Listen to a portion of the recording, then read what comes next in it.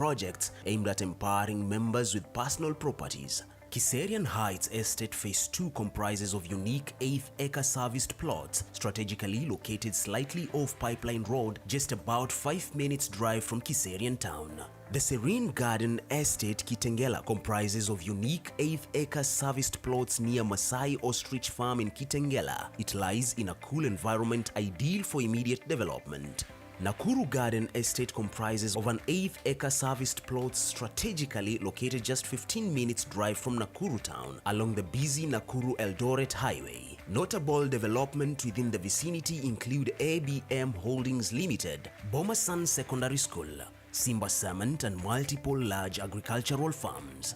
Eldoret Airport View Estate comprises of unique 8.25 fully serviced plots strategically located just 15 minutes drive from Eldoret town overlooking Eldoret International Airport. The land lies in a serene environment ideal for immediate high-end residential and institutional developments, horticultural farming including speculation as the area is fast growing owing to the numerous amenities in the vicinity. To become a member of the Kenya Police Investment Cooperative Society Limited, you must first be a member of the Kenya Police Sacco. Membership application forms are available in our offices or at our website through policesacco.com/membership. Register now for the Kenya Police Investment Cooperative Society and enjoy a whole new phenomenon in asset acquisition. The Kenya Police Sacco, united for prosperity. Introducing the Kenya Police Investment Cooperative Society Limited. This is a subsidiary of the Kenya Police Sacco Society Limited that seeks to mobilize members' savings and investment in prudently identified ventures in order to create wealth among the shareholders. Members of the Kenya Police Investment Cooperative Society are entitled to unlimited membership benefits, which include subsidized prices for all our products, flexible repayment options, quick title processing, among others. The Kenya Police Investment Cooperative Society Limited has successfully rolled out a number of projects aimed at empowering members with personal properties. Kiserian Heights Estate Phase 2 comprises of unique 8-acre serviced plots strategically located slightly off Pipeline Road, just about 5 minutes drive from Kiserian town. The Serene Garden Estate Kitengela comprises of unique 8-acre serviced plots near Masai Ostrich Farm in Kitengela. It lies in a cool environment ideal for immediate development. Nakuru Garden Estate comprises of an 8-acre serviced plot strategically located just 15 minutes drive from Nakuru town along the busy Nakuru-Eldoret highway. Notable development within the vicinity include ABM Holdings Limited, Bomasan Secondary School, Simba Cement and multiple large agricultural farms. Eldoret Airport View Estate comprises of unique 8.25 fully serviced plots strategically located just 15 minutes drive from Eldoret town overlooking Eldoret International Airport. The land lies in a serene environment ideal for immediate high-end residential and institutional developments, horticultural farming including speculation as the area is fast growing owing to the numerous amenities in the vicinity. To become a member of the Kenya Police Investment Cooperative Society Limited, you must first be a member of the Kenya Police Sacco. Membership application forms are available in our offices or at our website through policesacco.com/membership. Register now for the Kenya Police Investment Cooperative Society and enjoy a whole new phenomenon in asset acquisition. The Kenya Police Sacco, united for prosperity. Introducing the Kenya Police Investment Cooperative Society Limited. This is a subsidiary of the Kenya Police Sacco Society Limited that seeks to mobilize members' savings and investment in prudently identified ventures in order to create wealth among the shareholders. Members of the Kenya Police Investment Cooperative Society are entitled to unlimited membership benefits, which include subsidized prices for all our products, flexible repayment options, quick title processing, among others. The Kenya Police Investment Cooperative Society Limited has successfully rolled out a number of projects aimed at empowering members with personal properties. Kiserian Heights Estate Phase 2 comprises of unique 8-acre serviced plots strategically located slightly off Pipeline Road, just about 5 minutes drive from Kiserian town. The Serene Garden Estate Kitengela comprises of unique 8-acre serviced plots near Masai Ostrich Farm in Kitengela. It lies in a cool environment ideal for immediate development. Nakuru Garden Estate comprises of an 8-acre serviced plot strategically located just 15 minutes drive from Nakuru town along the busy Nakuru-Eldoret highway. Notable development within the vicinity include ABM Holdings Limited, Bomasan Secondary School, Simba Cement and multiple large agricultural farms. Eldoret Airport View Estate comprises of unique 8.25 fully serviced plots strategically located just 15 minutes drive from Eldoret town overlooking Eldoret International Airport. The land lies in a serene environment ideal for immediate high-end residential and institutional developments, horticultural farming including speculation as the area is fast growing owing to the numerous amenities in the vicinity. To become a member of the Kenya Police Investment Cooperative Society Limited, you must first be a member of the Kenya Police Sacco. Membership application forms are available in our offices or at our website through policesacco.com/membership. Register now for the Kenya Police Investment Cooperative Society and enjoy a whole new phenomenon in asset acquisition. The Kenya Police Sacco, united for prosperity. Introducing the Kenya Police Investment Cooperative Society Limited. This is a subsidiary of the Kenya Police Sacco Society Limited that seeks to mobilize members' savings and investment in prudently identified ventures in order to create wealth among the shareholders. Members of the Kenya Police Investment Cooperative Society are entitled to unlimited membership benefits, which include subsidized prices for all our products, flexible repayment options, quick title processing, among others. The Kenya Police Investment Cooperative Society Limited has successfully rolled out a number of projects aimed at empowering members with personal properties. Kiserian Heights Estate Phase 2 comprises of unique 8-acre serviced plots strategically located slightly off Pipeline Road, just about 5 minutes drive from Kiserian town. The Serene Garden Estate Kitengela comprises of unique 8-acre serviced plots near Masai Ostrich Farm in Kitengela. It lies in a cool environment ideal for immediate development. Nakuru Garden Estate comprises of an 8-acre serviced plot strategically located just 15 minutes drive from Nakuru town along the busy Nakuru-Eldoret highway. Notable development within the vicinity include ABM Holdings Limited, Bomasan Secondary School, Simba Cement and multiple large agricultural farms. Eldoret Airport View Estate comprises of unique 8.25 fully serviced plots strategically located just 15 minutes drive from Eldoret town overlooking Eldoret International Airport. The land lies in a serene environment ideal for immediate high-end residential and institutional developments, horticultural farming including speculation as the area is fast growing owing to the numerous amenities in the vicinity. To become a member of the Kenya Police Investment Cooperative Society Limited, you must first be a member of the Kenya Police Sacco. Membership application forms are available in our offices or at our website through policesacco.com/membership. Register now for the Kenya Police Investment Cooperative Society and enjoy a whole new phenomenon in asset acquisition. The Kenya Police Sacco, united for prosperity. Introducing the Kenya Police Investment Cooperative Society Limited. This is a subsidiary of the Kenya Police Sacco Society Limited that seeks to mobilize members' savings and investment in prudently identified ventures in order to create wealth among the shareholders. Members of the Kenya Police Investment Cooperative Society are entitled to unlimited membership benefits, which include subsidized prices for all our products, flexible repayment options, quick title processing, among others. The Kenya Police Investment Cooperative Society Limited has successfully rolled out a number of projects aimed at empowering members with personal properties. Kiserian Heights Estate Phase 2 comprises of unique 8-acre serviced plots strategically located slightly off Pipeline Road, just about 5 minutes drive from Kiserian town. The Serene Garden Estate Kitengela comprises of unique 8-acre serviced plots near Masai Ostrich Farm in Kitengela. It lies in a cool environment ideal for immediate development. Nakuru Garden Estate comprises of an 8-acre serviced plot strategically located just 15 minutes drive from Nakuru town along the busy Nakuru-Eldoret highway. Notable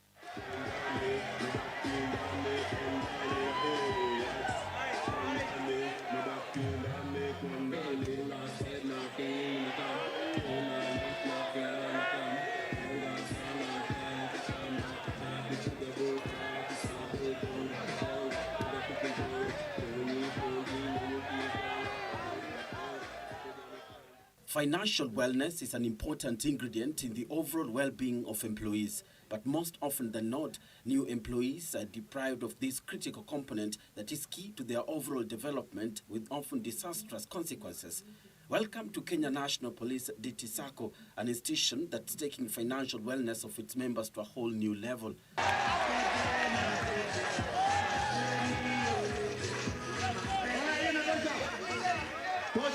On this day, senior officials of the SACCO were at the GSU Training School B campus for an education day come recruitment drive. We are here to educate them on matters concerning financial literacy, so that they are able to make their good judgment and join our SACCO, that is Kenya National Police DT SACCO. According to the SACCO's chair, David Mategwa, the exercise was part of ongoing efforts to revolutionize the SACCO with its members at the center of its operations. Today they are joining as young as they are, because the youngest we have around is 19 years. 19 years, 20 years, these are the young people. If they can start the way we have now given them the information, they start saving early, then they will be better people in the future, because serving 20 years, they will have become millionaires, and they will have sorted their financial issues, and this will motivate them, even working for the government. They will be so motivated to continue working for the government, because they know they have already saved money that is taking care of them. By the time they are retiring, when the government is also giving them the pension, they have money and they have invested. So this is a different caliber of police officers that we are going to have. Saving is a personal decision. Ni wewe mwenyewe. Sasa ile unalala ukiamka asubuhi kabla hujaenda morning run, ujiulize, why am I ill? Campus. Mategwa says the SACCO's leadership has prioritized the feedback of its members as it seeks to build on its successes, with the target of raising its total asset base to 50 billion shillings as the institution prepares to celebrate its silver jubilee next year. With this kind of engagement, I'm very sure and I'm very particular on this, passionate about making this society grow to the higher level.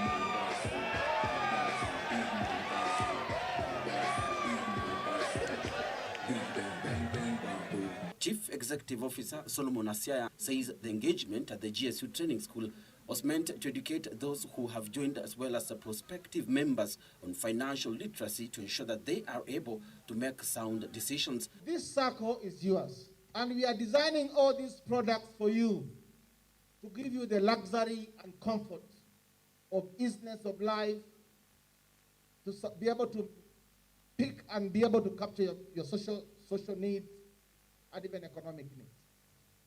So all these loans to meziweka hapo, what you do with this money largely belongs to you. What my advice is, usichukue loan kama huna mpango ya kutumia hiyo pesa. Usichukue loan kama huna mpango. All our loans we are giving them how many times? 4 times. And this is happening from this year. We used to give 3 times. But from 2021, we are now allowing members to take 4 times their loans. General Manager in charge of Operations and Strategy, Simon Tanui, says 1,164 new members were recruited on this day, with the SACCO currently undertaking a series of trainings to help its members understand the benefits and operations of the SACCO. We are happy that the process is ongoing very well. The board and the management have organized to ensure that all members here, potential members here, are recruited. What we do is that we take them through a series of training and awareness for them to understand what they're about to do, what they're about to join. Saving is key. That's why it's called Saving and Credit Cooperative Society. So saving is the start. Before you do what? You get the credit. We say there is no gain without what? So sometimes saving is not easy. Saving is painful. But when you save, at the end of the day, at the end of the year, you will get what we call dividend. You have to take certain steps, and those actions are the ones that are going to save you, so that tomorrow your child will not delay to go to school because he is waiting for a check to take the child to school. According to Tanui, the SACCO is planning to increase its membership to 97,000 members as part of the current strategy that runs from 2020 to 2024. We opened the bond. We not only pick members from the National Police Service, we even pick members outside the police service. So we do that on a regular basis, on a daily basis. We are able to send our marketers to other corporate organizations, and we are able to recruit members of the public to be members of our great SACCO. Nitaendelea kusave, then I can have a surety that a day shall reach, because according to my target, I know I will become a millionaire. And as the exercise came to a close, the message that financial wellness appeared to resonate with those who attended the Education Day come recruitment drive. Feet up, feet hivi. Sako jamani si yako, ingia akaunti yako, eweka zako tatu. Fungua akaunti yako, historia zako bako. Evisi ya rambe, ay sako. Kisibitisho, Yesu ni makati. Fungua akaunti yako, arambe siyo sako. Harambe ni ya nyayo, eweka pesa yako. Ndani, Yesu ni mandali. Tori Sako. Mimi nimefurahia kuwa memba wao. Kosa hakuna haja niende kwa bank kufole, naweza toa kwa simu. Ingine yenye nimeelewa hapo, kama in case of death ulikuwa na loan, wanaweza kukulipia, hakuna haja ya kusumbua familia yako. Na services zao siko available before hata au nini sako wengine. I'm very excited actually, because in terms of savings, at least I'll be having something that will help me in times of needs. Whenever, in life there are challenges, and one or two ways a challenge may come, and in case of, instead of loitering from here to there and look for money, at least I have something that I can go and come out with it and help a situation. Kwa fellow recruits naweza waambia mtu asihesitate na usidelay, maana delay is the deadliest denial. Sasa ukidelay utapata na wakati. Sasa ni vizuri pia wote wa join. Kenya National Police Deposit Taking SACCO, united for prosperity.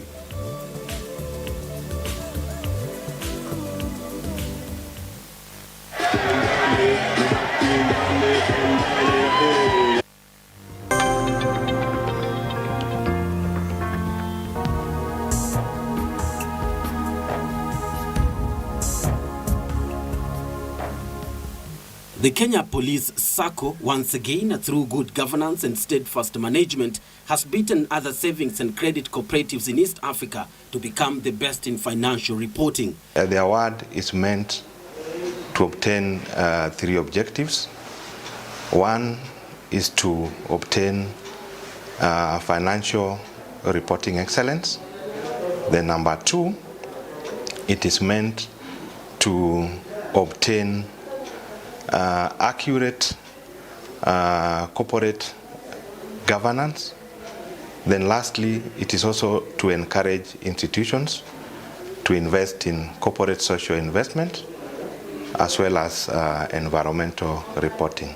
We have been improving on how we have been reporting. It's about disclosures, putting all that we are doing here, and the kind of auditors we are using in this society.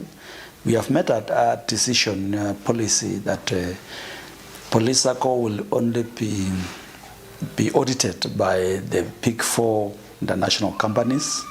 After becoming the second runners-up in 2019, Kenya Police SACCO went back to the drawing board, worked harder to better its reporting system, and incorporated the corporate governance statements which propelled the SACCO to the 2020 Financial Report Fire Award, the most prestigious and coveted award in East Africa, which is sponsored by the Institute of Certified Public Accountants of Kenya, ISPAC, the Capital Markets Authority, CMA, and the Nairobi Securities Exchange. We wanted to improve on our financial reporting, the way we report, and the best way to do that was to gauge ourselves against our peers. The beauty about this is they write to us where we did not do well, So for us, we pick those areas that we did not do well and make sure that we improve on them. And we have seen the results. The SACCO has reiterated its commitment to serving its members in every venture. The award has greatly assisted the SACCO in terms of recruitment to the business community, because currently our members, over 90% are police officers. But through that, at least we are able to get members from the business community. It also improves our relationship with the various stakeholders, banks, insurance, and other partners we work with. The Fire Award honors the hard work put in by the employees of the SACCO in managing the finances of the members. Being among the best SACCOs in East Africa region has opened doors for the SACCO and has seen its rise in portfolio among the best-run business enterprises. The Kenya Police SACCO has assured its members that it will strive to maintain the top position in the financial reporting category. Kenya Police SACCO, united for prosperity.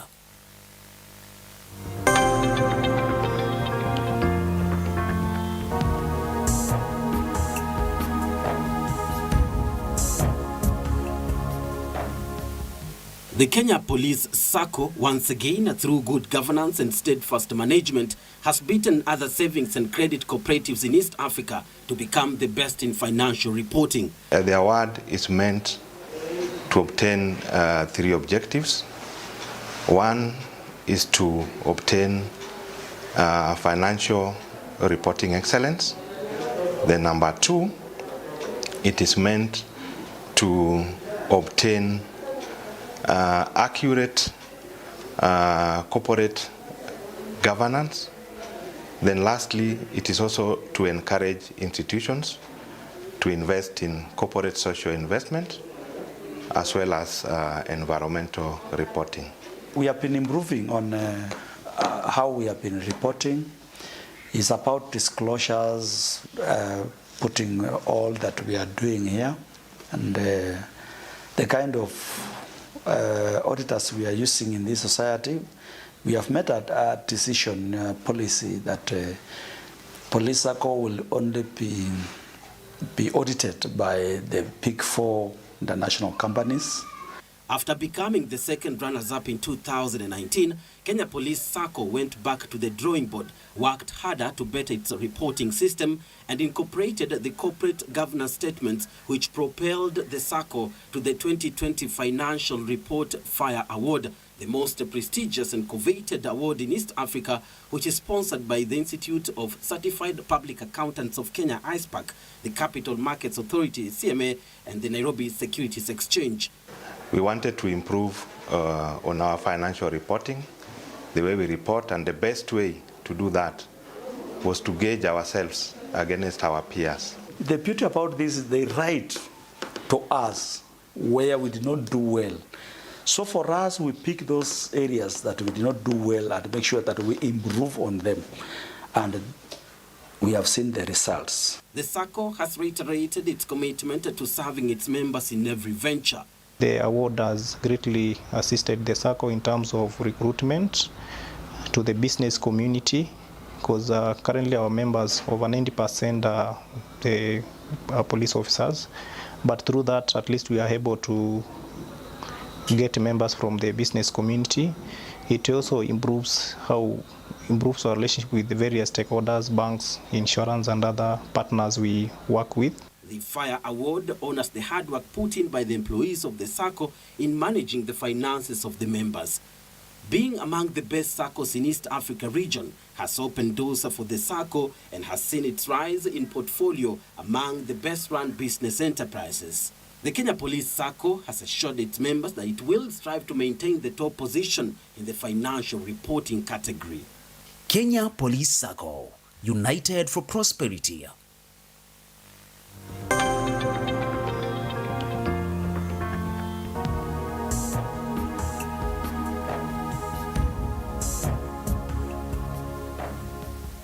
The Kenya Police SACCO, once again, through good governance and steadfast management, has beaten other savings and credit cooperatives in East Africa to become the best in financial reporting. The award is meant to obtain 3 objectives. One is to obtain financial reporting excellence. Then number 2, it is meant to obtain accurate corporate governance. Then lastly, it is also to encourage institutions to invest in corporate social investment as well as environmental reporting. We have been improving on how we have been reporting. It's about disclosures, putting all that we are doing here, and the kind of auditors we are using in this society. We have made a decision policy that police SACCO will only be audited by the Big 4 international companies. After becoming the second runners-up in 2019, Kenya Police SACCO went back to the drawing board, worked harder to better its reporting system, and incorporated the corporate governance statements which propelled the SACCO to the 2020 Financial Report Fire Award, the most prestigious and coveted award in East Africa, which is sponsored by the Institute of Certified Public Accountants of Kenya, ISPAC, the Capital Markets Authority, CMA, and the Nairobi Securities Exchange. We wanted to improve on our financial reporting, the way we report, and the best way to do that was to gauge ourselves against our peers. The beauty about this is they write to us where we did not do well. So for us, we pick those areas that we did not do well and make sure that we improve on them. And we have seen the results. The SACCO has reiterated its commitment to serving its members in every venture. The award has greatly assisted the SACCO in terms of recruitment to the business community, because currently our members, over 90% are the police officers. But through that, at least we are able to get members from the business community. It also improves our relationship with the various stakeholders, banks, insurance, and other partners we work with. The Fire Award honors the hard work put in by the employees of the SACCO in managing the finances of the members. Being among the best SACCOs in East Africa region has opened doors for the SACCO and has seen its rise in portfolio among the best-run business enterprises. The Kenya Police SACCO has assured its members that it will strive to maintain the top position in the financial reporting category. Kenya Police SACCO, united for prosperity.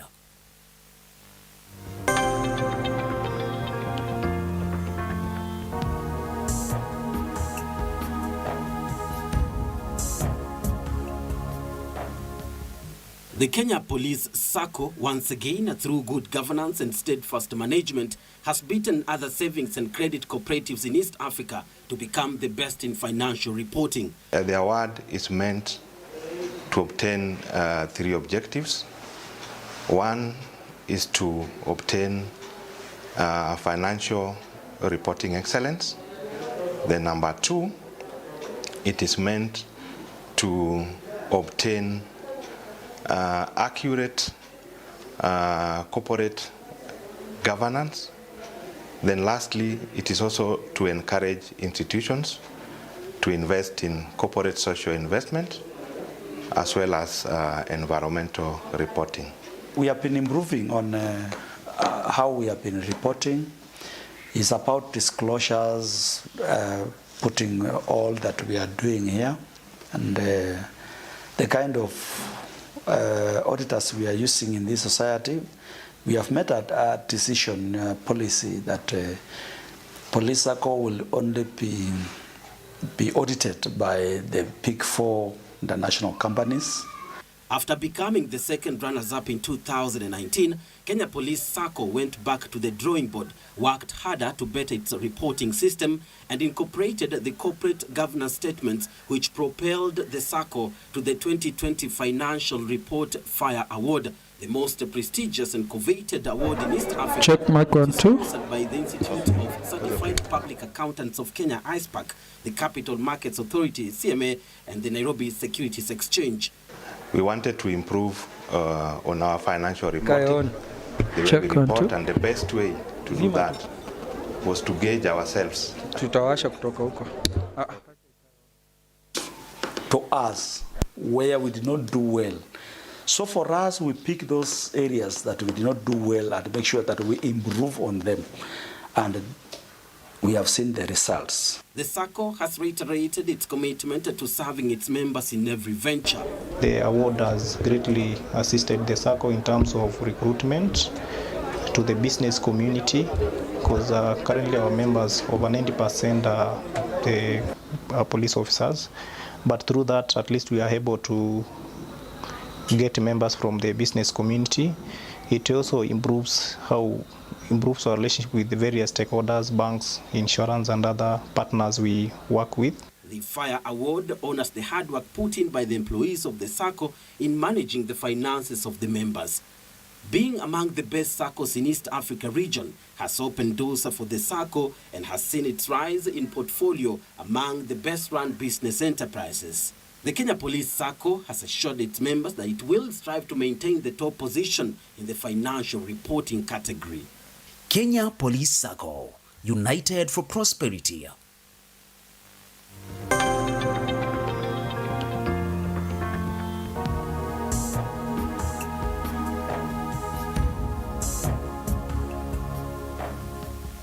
The Kenya Police SACCO, once again, through good governance and steadfast management, has beaten other savings and credit cooperatives in East Africa to become the best in financial reporting. The award is meant to obtain 3 objectives. One is to obtain financial reporting excellence. Then number 2, it is meant to obtain accurate corporate governance. Then lastly, it is also to encourage institutions to invest in corporate social investment as well as environmental reporting. We have been improving on how we have been reporting. It's about disclosures, putting all that we are doing here, and the kind of auditors we are using in this society. We have made a decision policy that Police SACCO will only be audited by the Big 4 international companies. After becoming the second runners-up in 2019, Kenya Police SACCO went back to the drawing board, worked harder to better its reporting system, and incorporated the corporate governance statements which propelled the SACCO to the 2020 Financial Report Fire Award, the most prestigious and coveted award in East Africa, which is sponsored by the Institute of Certified Public Accountants of Kenya, ISPAC, the Capital Markets Authority, CMA, and the Nairobi Securities Exchange. We wanted to improve on our financial reporting, the way we report, and the best way to do that was to gauge ourselves against our peers. The beauty about this is they write to us where we did not do well. So for us, we pick those areas that we did not do well and make sure that we improve on them. And we have seen the results. The SACCO has reiterated its commitment to serving its members in every venture. The award has greatly assisted the SACCO in terms of recruitment to the business community, because currently our members, over 90% are police officers. But through that, at least we are able to get members from the business community. It also improves our relationship with the various stakeholders, banks, insurance, and other partners we work with. The Fire Award honors the hard work put in by the employees of the SACCO in managing the finances of the members. Being among the best SACCOs in East Africa region has opened doors for the SACCO and has seen its rise in portfolio among the best-run business enterprises. The Kenya Police SACCO has assured its members that it will strive to maintain the top position in the financial reporting category. Kenya Police SACCO, united for prosperity.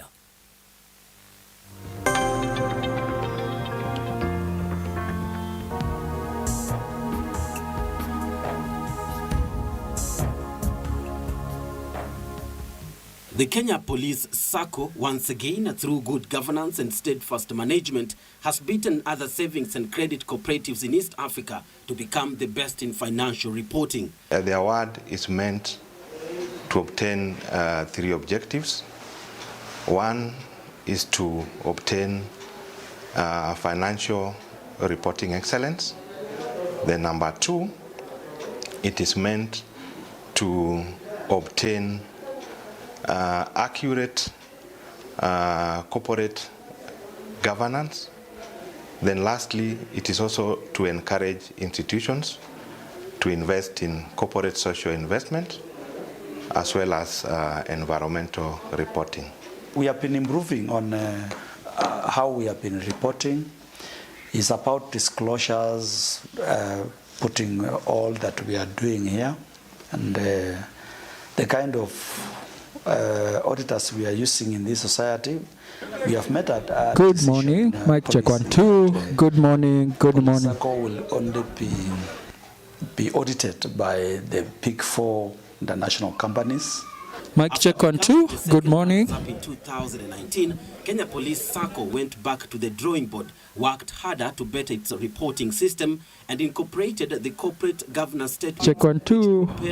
Mic check 1 2. Good morning. Financial Report Fire Award, the most prestigious and coveted award in East Africa, which is sponsored by the Institute of Certified Public Accountants of Kenya, ISPAC, the Capital Markets Authority, CMA, and the Nairobi Securities Exchange.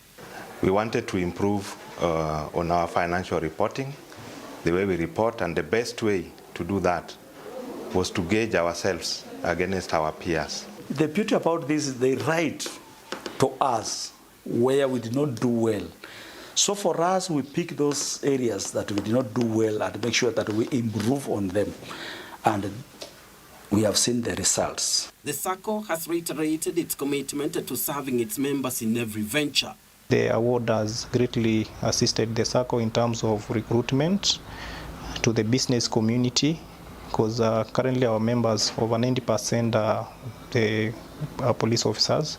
But through that, at least we are able to get members from the business community. It also improves our relationship with the various stakeholders, banks, insurance, and other partners we work with. The Fire Award honors the hard work put in by the employees of the SACCO in managing the finances of the members. Being among the best SACCOs in East Africa region has opened doors for the SACCO and has seen its rise in portfolio among the best-run business enterprises. The Kenya Police SACCO has assured its members that it will strive to maintain the top position in the financial reporting category. Kenya Police SACCO, united for prosperity.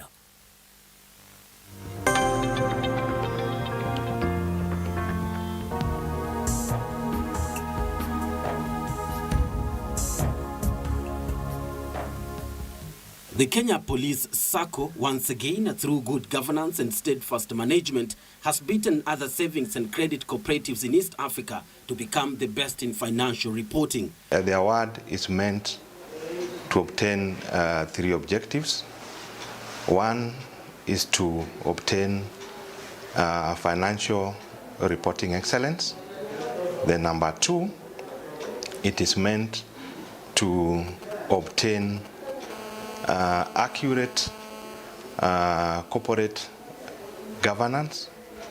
Then lastly, it is also to encourage institutions to invest in corporate social investment as well as environmental reporting. We have been improving on how we have been reporting. Hello. Good morning. Good morning. Good morning. Tunaweza anza kukaa. We are almost. Good morning. Wale wako nje, kweche.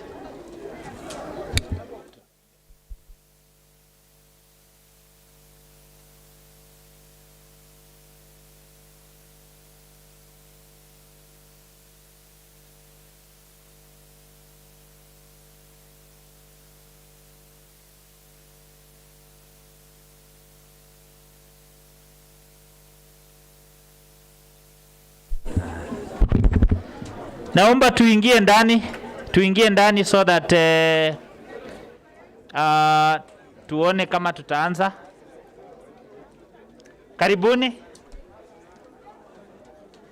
Wenye wako nje, Mwenda, Ann Mary Kamba, na waona Otieno na kuona Otieno Kisumu. Karibuni ndani, karibuni ndani. Ekadeli, tafuta kiti.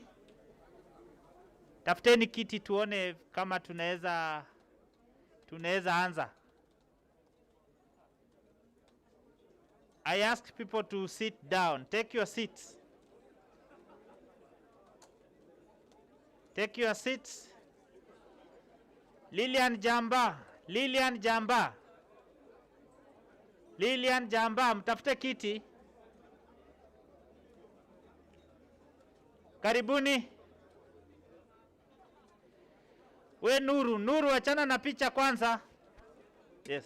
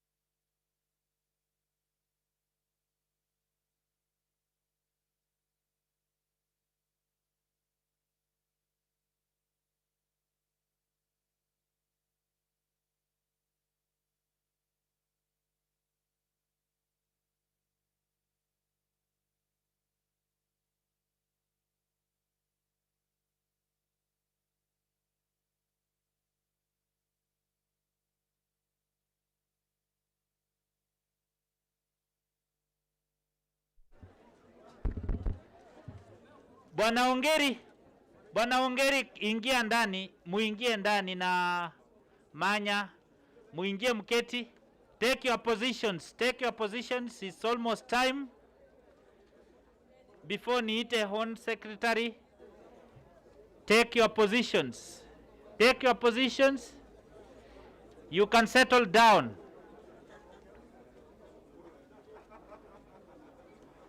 Nur, ingia ndani. Pastor Ereng.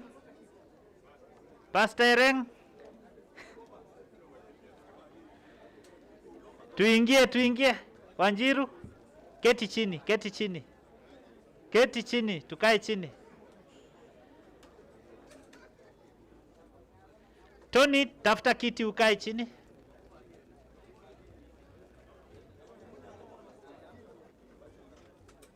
Kiprop, naomba mtafute viti. We are almost. Ningependa kuona watu wameketi chini. Ningependa kuona watu wameketi chini. Wekesa.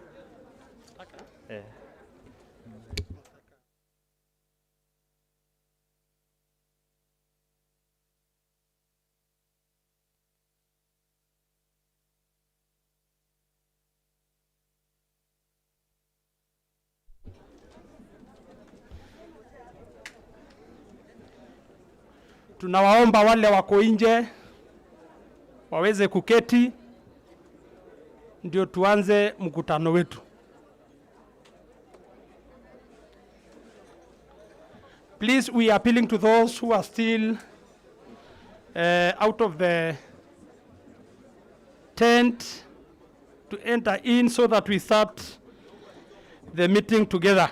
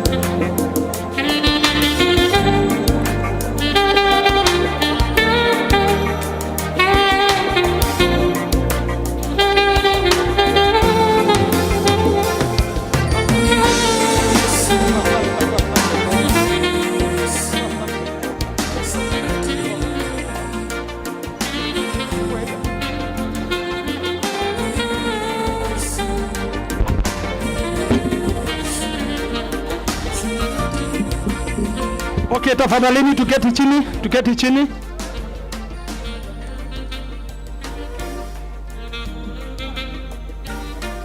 We are remaining with just 2 minutes. So we need to sit down.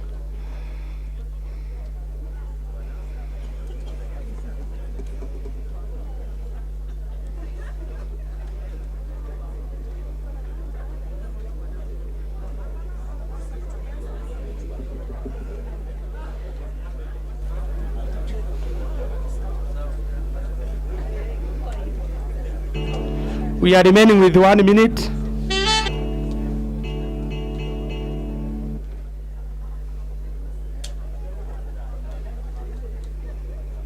Chairman, karibu. Chairman.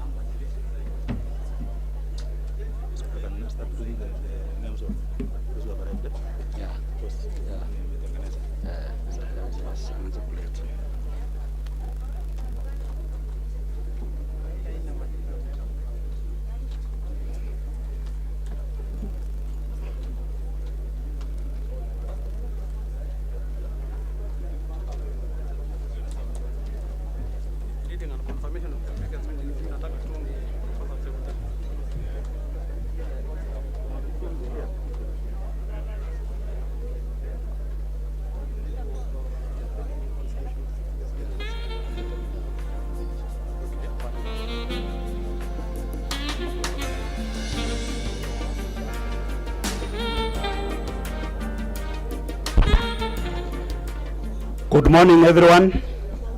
Good morning. Let me take this opportunity to welcome you to this meeting. I call this meeting to order at exactly 8. I request Leonard Mwangi Maina from Molo to lead us in a word of prayer. Mwangi, please come forward and say the opening prayer. Wacheni tusimame zote tuweze kuanza kwa maombi. Wacheni tuombe pamoja. Baba wetu wa mbinguni, tunakuja mbele zako kama delegates wa Kenya Police Sacco kutoka pembe zote za nchi hii yetu ya Kenya. Baba, tunataka kukushukuru kwa sababu ya kutubariki na hii siku kubwa katika hii society yetu ya Kenya Police Sacco, siku ambao tunakuja kujadiliana na kukadiria vile ambavyo Sacco imefanya mwaka mzima. Asante kwa sababu umetupea safari njema kutoka katika kila pembe za nchi yetu, na Baba umetukusanya hapa kama familia moja, familia ya Kenya Police Sacco, tukiwa tunawakilisha maeneo zones zote ambazo ziko katika nchi hii yetu ya Kenya, mahali ambapo kuna members wa Kenya Police Sacco. Asante kwa sababu ya siku ya leo. Ninajua tutajadiliana mengi, kwa hivyo nataka kukuuliza ya kwamba Mungu wetu wa mbinguni, tusaidie, utupe wakati mzuri. Ninajua tuko na wageni ambao wanakuja. Mungu Baba, tunaomba ya kwamba tutaanza na wewe na tutamalizia na wewe. Hata wale ambao hawajafika, wale ambao wako jiani Baba, tunawaombea safari njema. Baba, tunaomba tu amani yako katika hiki kikao cha leo. Tunaomba kusikizana, tunaomba kujadiliana kama ndugu na dada, ili kwamba hii Sacco yetu izidi kwenda mbele. Asanti kwa sababu hata management ya hii hoteli, mahali ambapo wametuhost, Baba tunaomba kwamba utawabariki. Asanti kwa kila member, kwa kila delegate ambaye yako hapa. Wakati tunaenda kukaa chini Baba, wacha tu utulivu wako uwe pamoja nasi. Katika jina la Yesu Kristo tunaomba na kuamini. Amen. Thank you so much, Mwangi. We are live on Facebook, and I want to welcome our viewers, our members who are watching this. I welcome you to these proceedings. I will take this opportunity to call the HONSEC to come and read the notice of today's meeting.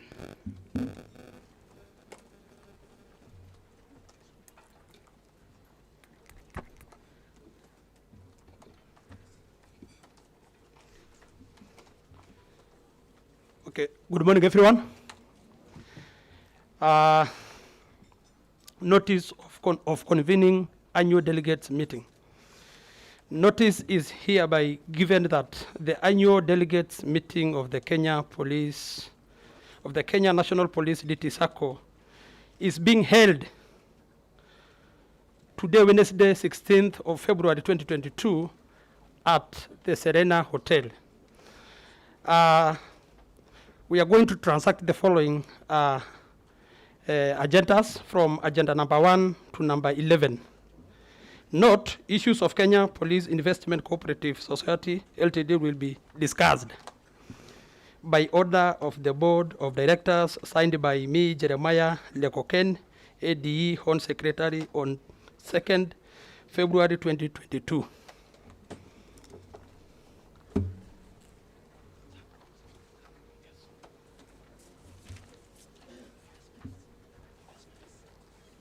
Thank you so much, ONSEC.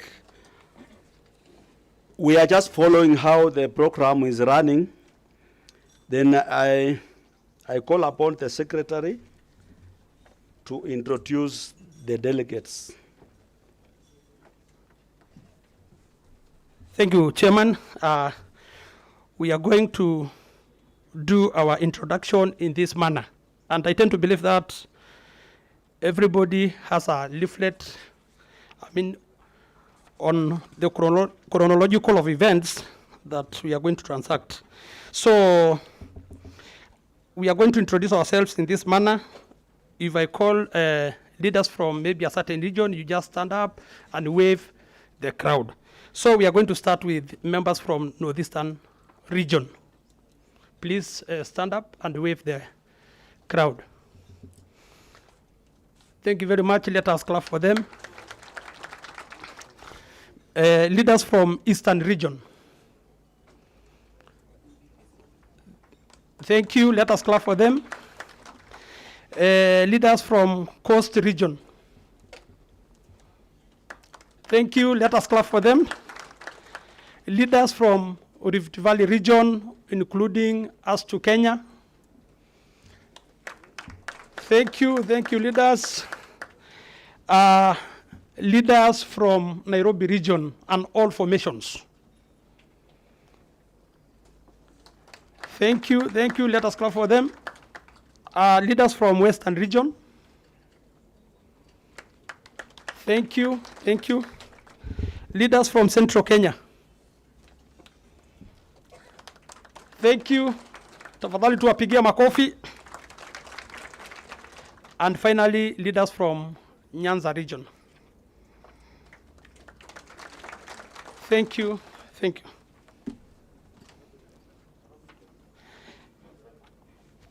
So,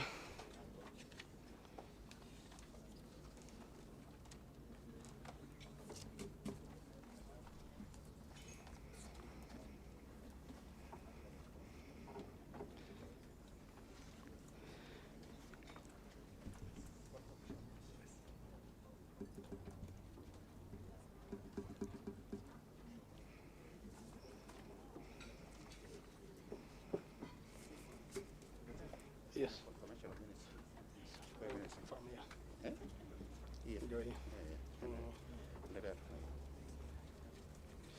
So, we want to confirm our previous minutes.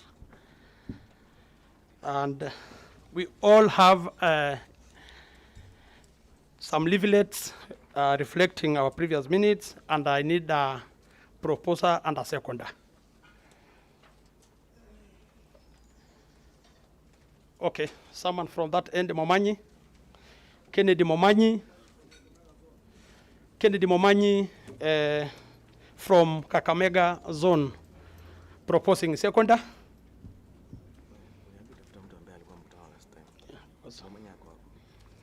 Really?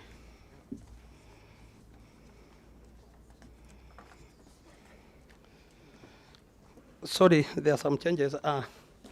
Momanyi, I think, never attended our last ADM, so we need someone who attended the last ADM. Okay, thank you. You are there?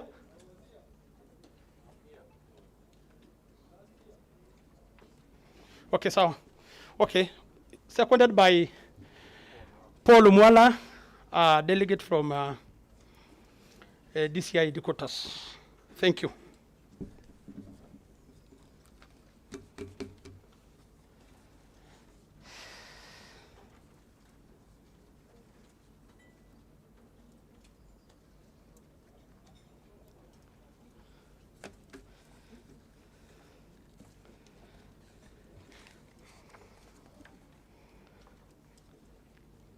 And I want those who is moving around with the microphones. Tanui.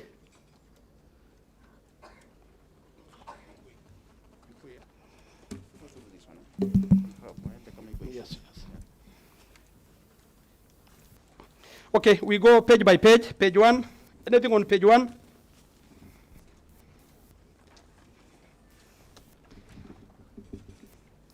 Page 2.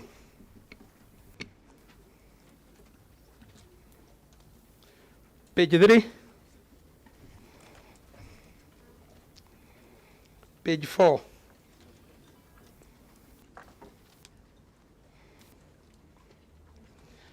Page 5.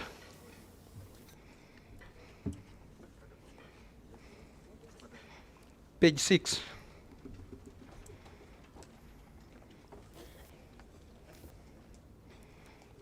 Page 7. Am I rushing? Okay, yeah? All right, thank you. Page 8.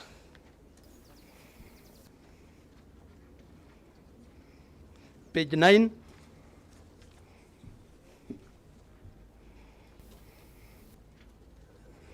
Page 10.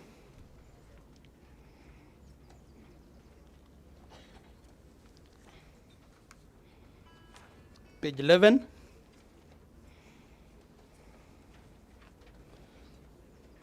Page 12.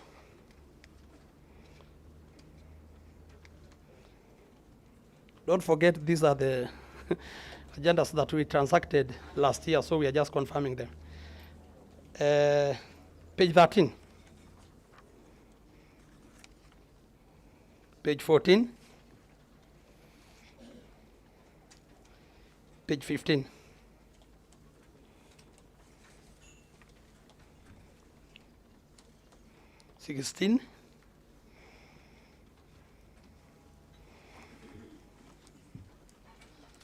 Page 17.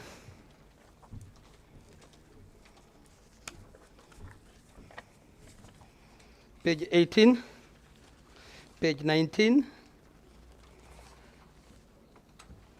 Page 20, 21, 22, 23, 24, 25, 26, and 27.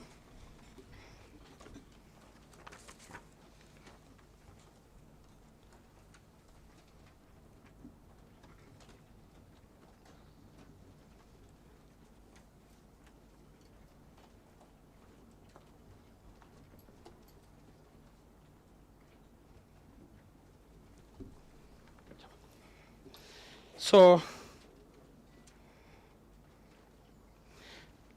I call upon the chairman, Kenya National Police, DT Sacco, to do his address. Chairman, karibu.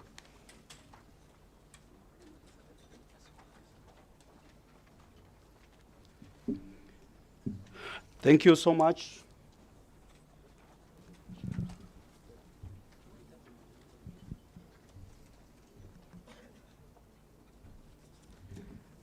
Thank you so much. I want to recognize also our guests who are with us today.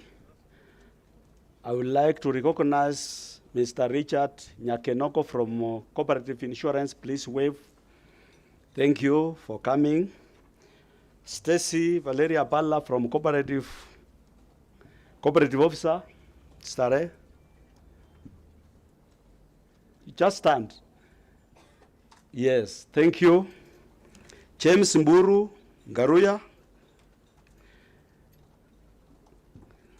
Davis Katurima from the same office. We have the chair in Marika Sacco, Mr. Penson Ndoro. Where are you, sir? Oh, thank you so much for coming all the way from Kilifi County.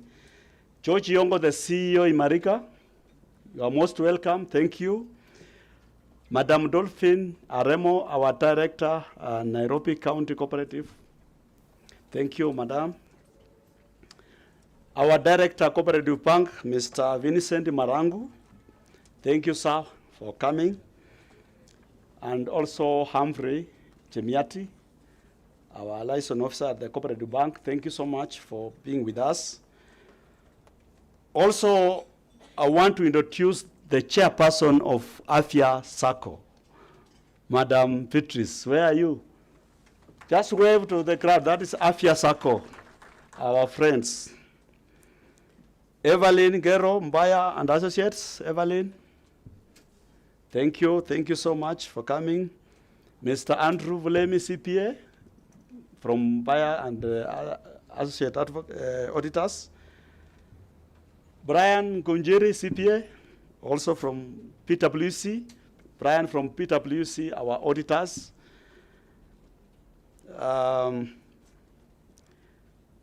Richard Njoroke from PwC also. You are most welcome.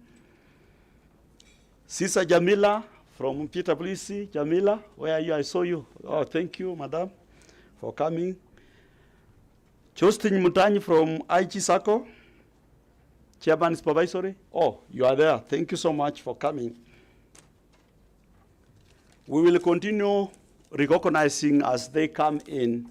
We have invited quite good.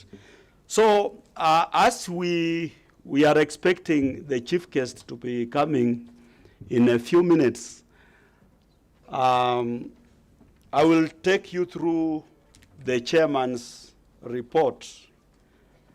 I think it is on page 9. Are we all on page 9? So this is how we do it. We are running through the chairman's statement so that we go through. I'll read this officially in the presence of our chief guests. Are we there? I think we are on Sacco performance. You can see the growth in terms of assets. We have attained 44 billion total assets compared to last year of 39.1 billion. The same, and that is an increase of 12.7%. Our deposits also grew by 10%, 10.3%. That is from 21.3 billion to stand at 23.5 billion as of the end of 2021. Our loans and advances grew by 14.4%, which stands at 37.3 billion, compared to last year of that 2.6 billion.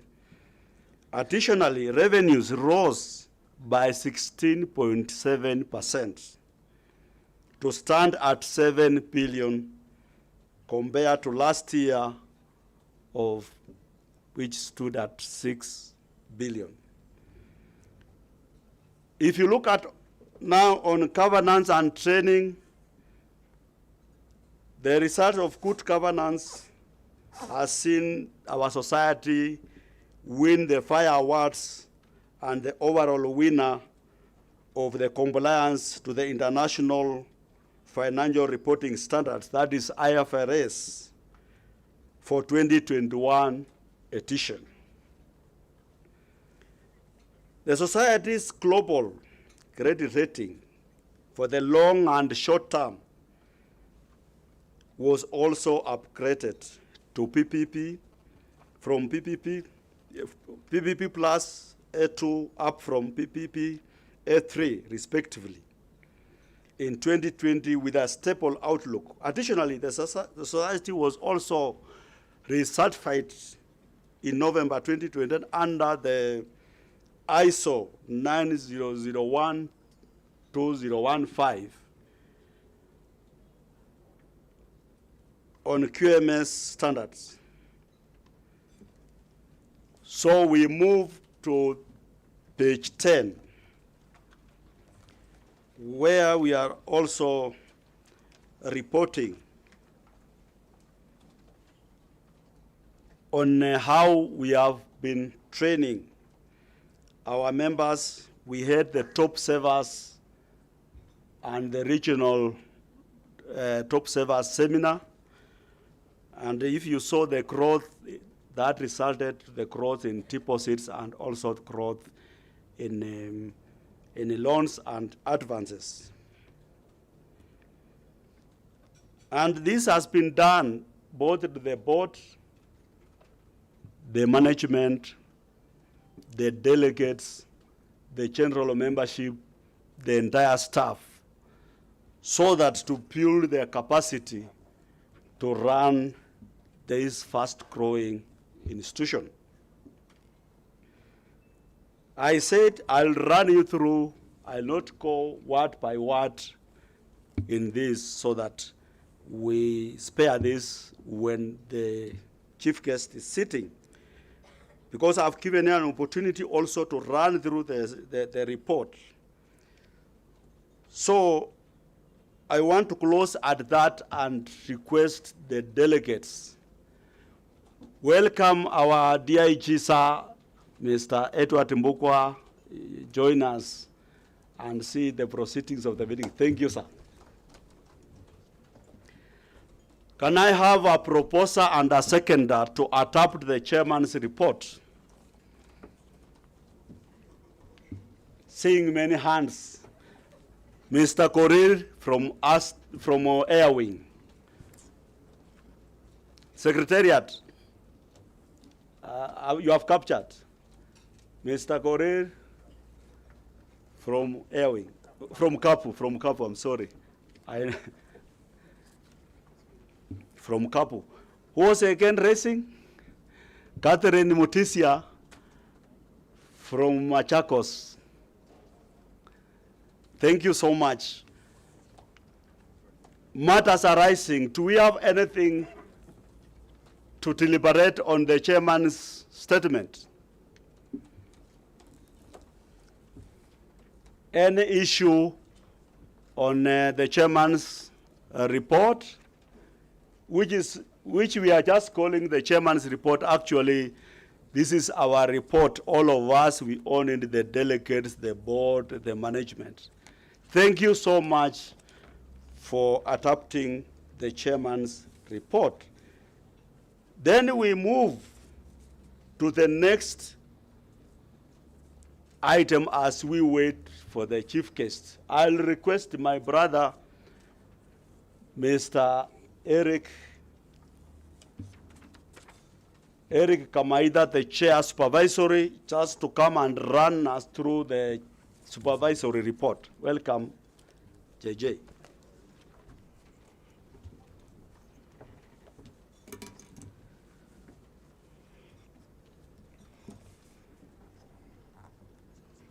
Good morning, everyone. Good morning, everyone again.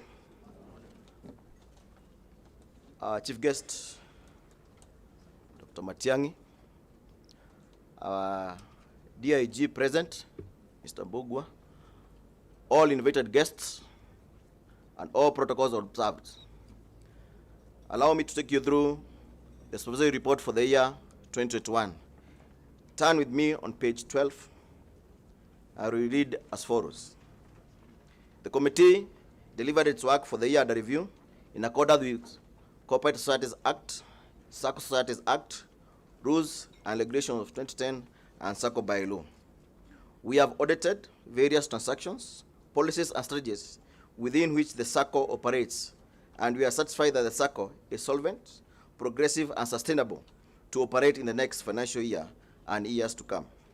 It is worth to note that there has been impressive positive performance overall on increase on membership, deposit, asset, institutional capital, and loan portfolio as presented in the audited account. In spite of this, the society has complied with the regulators' requirement, adoption of best business practices, financial reporting standards, and implementation of principles and practices for good corporate governance. The society continues to build a strong enterprise risk framework and strategies that have gone a long way to mitigate the operational, financial, and other risks for smooth and effective delivery of services. We have progressively checked the process and procedures in order to strengthen the approach to risk to enable the business to thrive and value to be realized on the product and services offered to members. Technology continues to be the driver of business that has spurred deepening access of financial services to the membership. As a result, society deployed various systems to enable efficient delivery of the various products and services. With these gains, however, exposure to cyber risk in the industry has been on the rise. Owing to this, the society continues to put measures to secure cyber environment, review its business continuity plan, and implement proactive strategies to assess and palliate on the vulnerability of the system. Despite this effort, the society continues to enlighten and urge members on the importance of keeping their data confidential to limit exposure to risk that can compromise their accounts by unauthorized persons. Members' engagement has become the new frontier in business delivery, as a satisfied member is the best strategy of all. Through this, the society undertook various strategies and activities to scale up its interaction with the members to advance the agenda of members' empowerment through corporate model, saving culture, financial management and planning, society product and services. As a result of the above, the society conducted top savers conferences, both nationally and regionally. This meeting have culminated in promoting good saving culture and embedded good financial planning and management within the membership. We urge the society to continue enlightening members on prudent financial management and building a strong member relation in order to innovate on the products and services that are tailor-made to meet their needs. Kenya Police Investment Cooperative continue to offer various land projects for sale to members. We report good progress in the issues of title deeds and clearance of some projects. We appeal to members to register and require these plots, as this will turn grow the investment portfolio. In conclusion, we appreciate the support and cordial working relationship we have had with the board, management, staff, and all stakeholders, and look forward to more in the years to come. Thanks so much. Signed by Eric Kamaida. Thank you.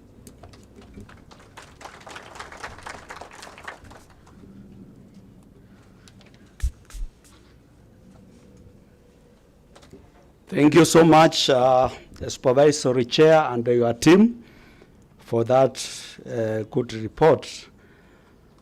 Can we have a proposer and a seconder to adopt the supervisory report?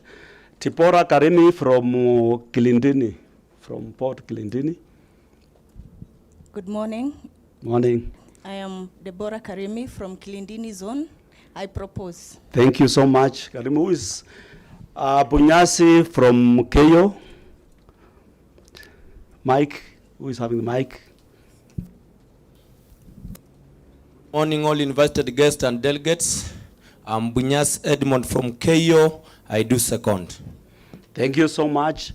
The report is adopted. Any comment on the supervisory committee report? Is there any comment, observation on the report? Thank you so much, delegates. Then I call upon our external auditor to come in, PwC, to come and run our audited report. Please, you are most welcome.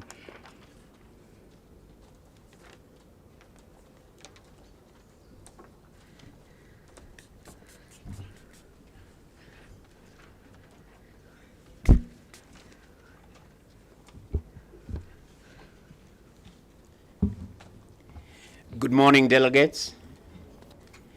I confirm that we have carried out an audit of the financial statements of Kenya National Police Deposit Taking Sacco for the year ended 31st December 2021, and have issued a clean audit opinion that is contained on page 40 of your document. I will read the audit opinion paragraph only. We have audited the accompanying financial statements of Kenya National Police Deposit Taking Savings and Credit Cooperative Society Limited, set out on pages 44 to 88. Please note, pages 44 to 88, which comprise the statement of financial position at 31st December 2021 and the statements of profit or loss and other comprehensive income, changes in equity and cash flows for the year then ended, and the notes to the financial statements, which include a summary of significant accounting policies. In our opinion, the financial statements give a true and fair view of the financial position of Kenya National Police Deposit Taking Savings and Credit Cooperative Society Limited at 31st December 2021, and of its financial performance and cash flows for the year then ended, in accordance with international financial reporting standards and the requirements of the SACCO Societies Act 2008. Signed 10th February 2022 by FCPA Richard Njoroge on behalf of PricewaterhouseCoopers LLP. Thank you.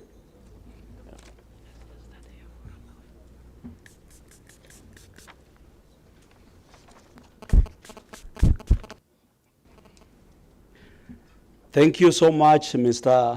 Njoroge from PwC, our external auditors. Can I have a proposer to adopt the audit accounts? Who is proposing? Mr. Otingo from GSU Training School. Can stand. Mike. Who is seconding? I'm Duncan Odingo from GSUTS. I propose. Thank you so much. Mr. Stephen Korir from Kericho is seconding. But let's hear the voice. Kipkoech Stephen Korir from Kericho seconding. Thank you so much. So this is how it will go. If there is somebody with any question on those audited accounts, you can, Mr. Njoroge is standing here. Do you know on which page the accounts are? Yes. Do we have any question for the auditor? Any observation in the accounts?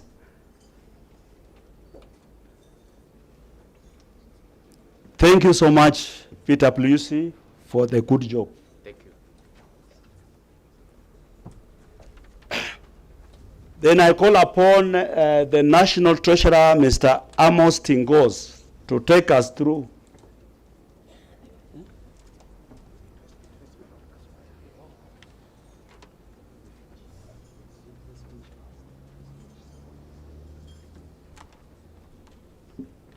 Amos Tingos to take us through the budget and supplementary for the SACCO first. Then we'll go to the investment later.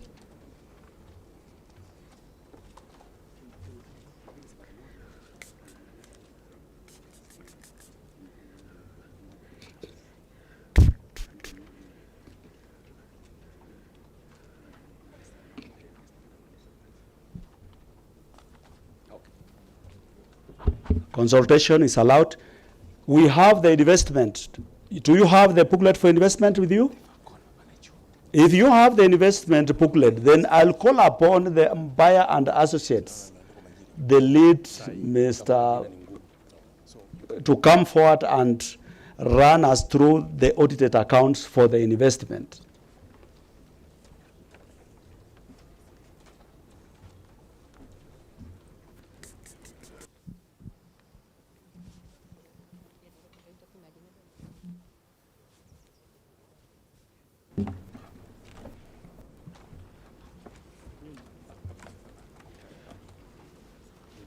the chief guests, the chairman, the board of directors, the management, all protocols observed, and the members of Kenya Police Investment Society. Good morning. Good morning. Good. My name is CPA Andrew Bulemi from Bayer and Associates, who are your appointed auditors for the police investment. I do believe we all have the booklet. I will take us through the independent auditor's report on page 7 of the booklet. The assumption, Chair, and the members is that the financial statements have been read. So I'll just go through the audited financial, the independent auditor's report. I'll read the opinion paragraph, where first of all we confirm that we have audited the financial statements of Kenya Police Investment Cooperative Society Limited, as set out on page 10 to 30, which comprise the statement of financial position as of December 31st, 2021, the statement of profit or loss and other comprehensive income, the statement of changes in equity, statement of cash flows for the year then ended, and the notes to the financial statements, including a summary of significant accounting policies. In our opinion, the financial statements present fairly in all material respects the financial position of Kenya Police Investment Cooperative Society Limited as of December 31st, 2021, and its financial performance and cash flows for the year then ended in accordance with the International Financial Reporting Standards and the requirements of the SACCO Societies Act. During our review, of course, we had the various matters, the basis of opinion as indicated, the key audit matters that we reviewed, and the other information that is presented in the report. I want to read the last page, that is on page 9. In our opinion, the information given in the report of the directors on page 5 and all the other matters is consistent with the financial statements. Therefore, members, we do give our opinion of a clean audit report, and the engagement partner responsible for the audit resulting in the independent auditor's report was CPA Andrew Bulemi, myself, practicing member number 2071, and we signed off these financial statements as Bayer and Associates on the 7th of February 2022. Thank you very much, Chair and members.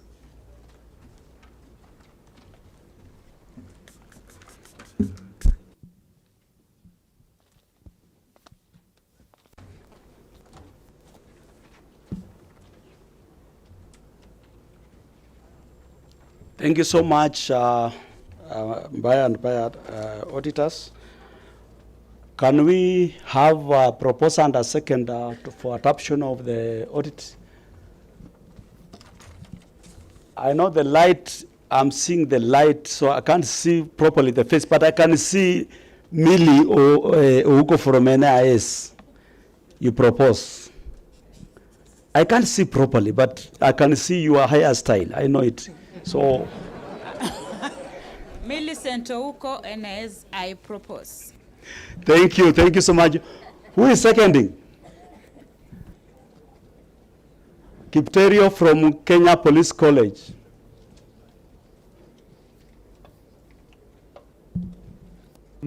Joseph Kipteroy from National Police College Main Campus. I second. Thank you so much. Before I ask if there is any issue on the audit account, I want to recognize also our invited guests. And these are the very, very important people. These are the founders of this organization. I would like to recognize the former chair of this circle that I worked with, and I really enjoyed working with her. Madam Mary Owor, please. If you stand, you do me a favor, you just stand so that people can see you. Madam Mary was the chair for 12 years, or I'm wrong? For 12 years. Can you give her mic, please, to say her name? She was our chair for 12 years. Good morning, everybody. I'm happy to be here, Chair. I'm very, very happy. You moved a lot of move. I don't think during my time we could have afforded this kind of seating. So, you know, it is not good to go to a place where you used to head and find it in shambles. But, Chair, you've done a good job. You've made us proud. Thank you. Thank you so much. I also recognize Madam Esther Otieno. She was also a board member. Mike.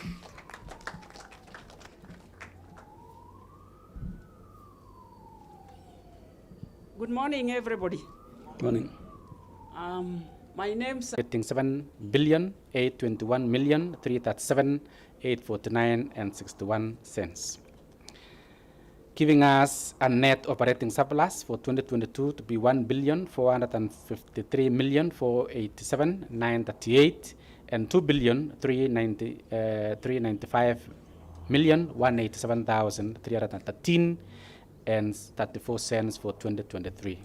Capital budget, we are supplementing it by positive 204 million for 6,800 to give us a review of 2022 of 1,071,232,800 and 1,072,049,728 for 2023. On the other pages are detailed, which will allow you to go through it at your own time. We have detailed every item, and on the final end also of page 10 and page 11, we have given the notes to try and explain that figure. I'll now go to the investment. The investment also is a small paper inside the financial report for investment. And I'll take you to page 1. On page 1, we have the operating budget for the Kenya Police Investment Cooperative, where we have reviewed the 2022 figure from 280 million to 263, 571,500,000, and 284,202,000 for 2023. On expenditures, we have reviewed it from 261 million to 250 million 520,000 and 268 million 500,000 for 2023, giving us a net operating budget net operating surplus for 13,051,500 and 15,702,000 for 2023. Capital budgets, we have a reviewed budget of 49,700,000 and 54,300,000 for 2023. Inside the booklets also is a detailed item by item on that budget, and you have it for your own consumption, and also the notes to explain each budget therein.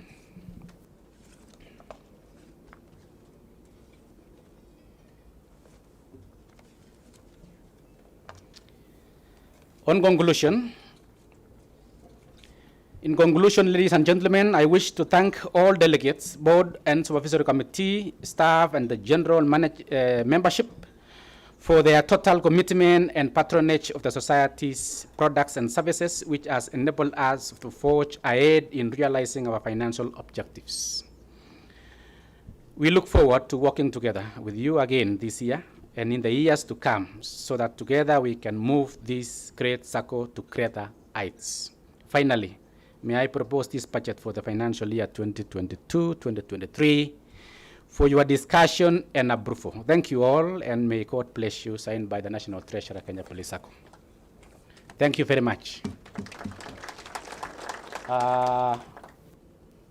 May I now ask for a proposer and a seconder for the Kenya Police DT Sacco budget. Give it here from Isiolo.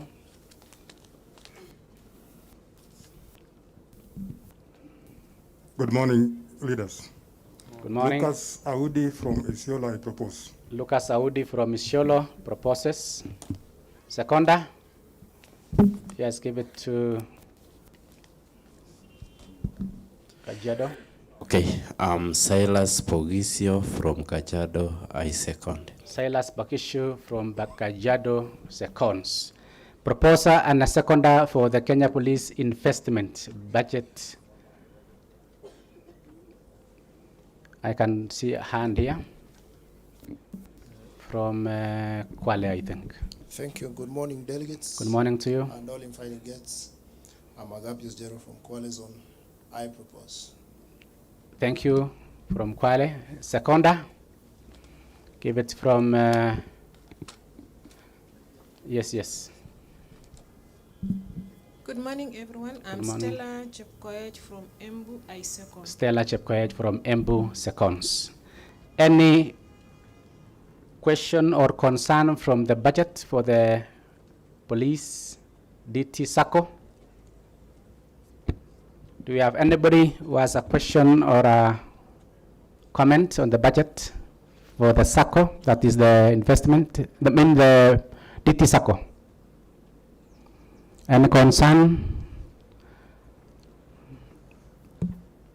Anything from the budget investment?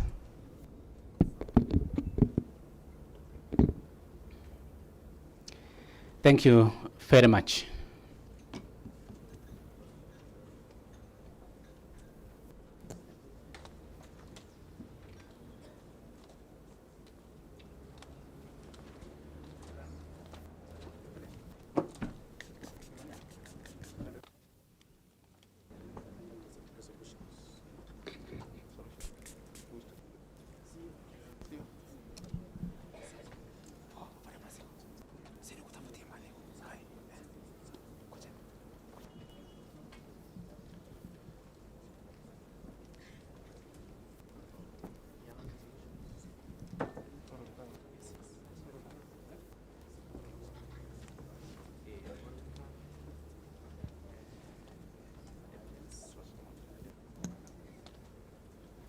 Thank you.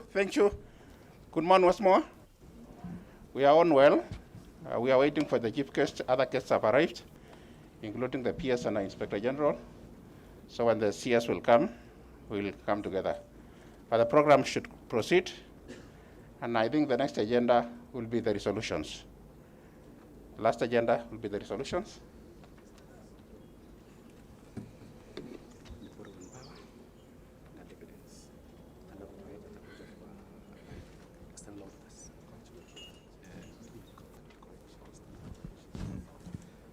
Thank you. I'll invite the Chair Audit, Director Andrew Koech, to take us through the issues of the auditors for the next year. Bwana Koech, karibu.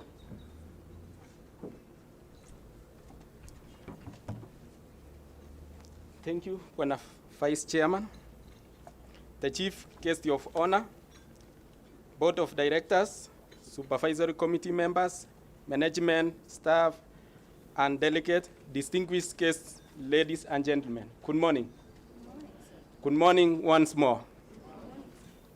It's now my responsibility as the chair of Audit, Risk and Compliance Committee to bring to you the audit firm for the year 2020.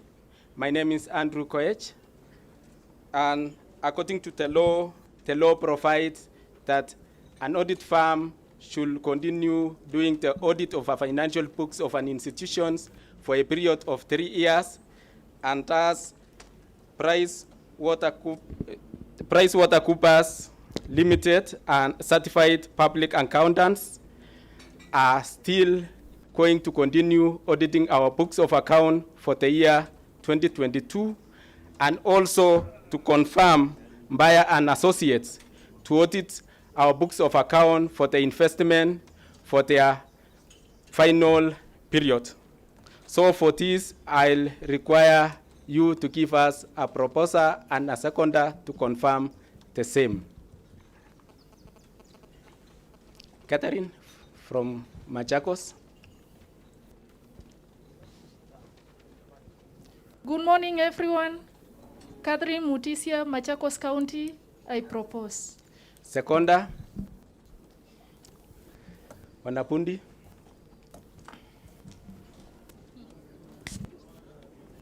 Vundindegwa from Bere, I second. Thank you, and may God bless you.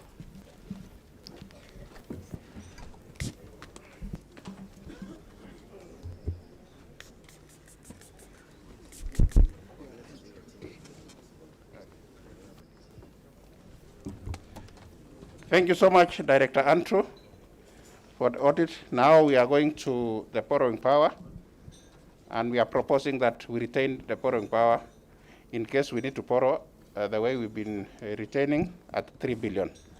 So I need a proposer and a seconder for the borrowing power.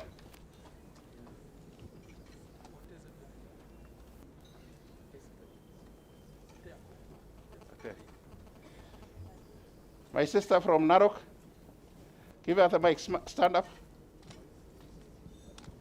Anne?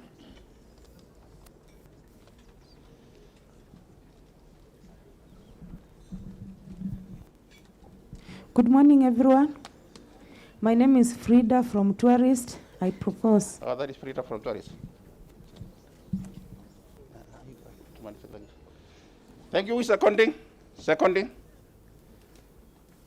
Thank you. Tungas from Eldoret.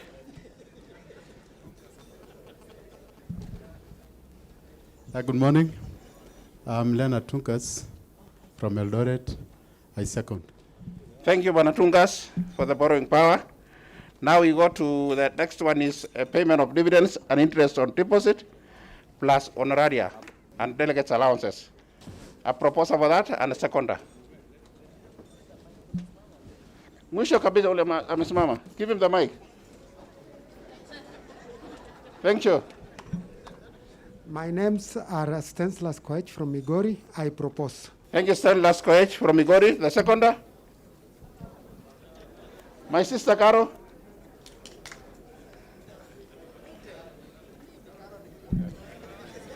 Good morning.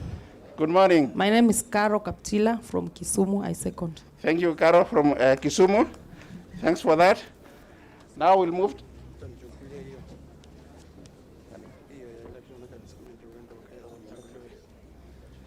Thank you.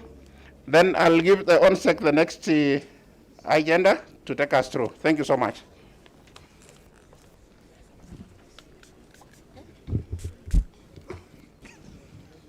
Okay, good morning, leaders again.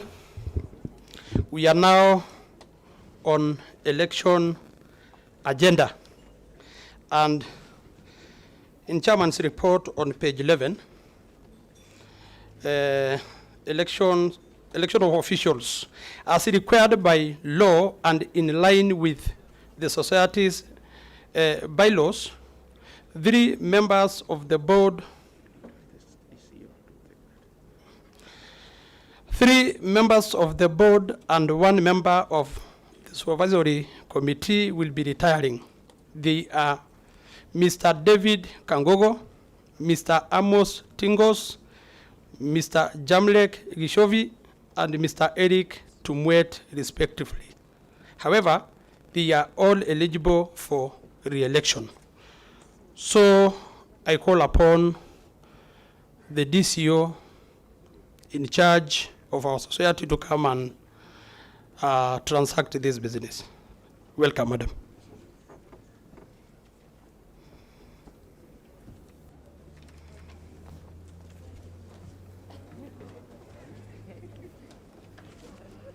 Okay, thank you, the chair, the rest of the board members, the supervisory committee, the CEO, and the staff and delegates of Kenya Police Circle. Good morning. My name is Rosarin Mwediga. I'm the sub-county cooperative officer, Starehe, and I'm accompanied by other officers who are not introduced. I have 2 officers who are not introduced. Please stand up so that I introduce you. Hirare Musina, Peter Theuri. They are from Starehe sub-county. The others were introduced earlier. So we are on the last item of agenda, and we are going to conduct the elections. And according to the law, you know, a land of the board retires annually, and they are eligible for being re-elected. The same with the Supervisory Committee, a third retires annually. That is 1 member, and he is eligible for being re-elected back. So for the board, we have David Kagogo, retiring by rotation, Amos Tingos, and Jamrik Gishombi. Please stand up so that the delegates can see you. So those are the 3 board members retiring by rotation, and they are eligible for being re-elected back. So at this juncture, I have declared their position vacant so that you can guide me, delegates. Yes, can I get, yes?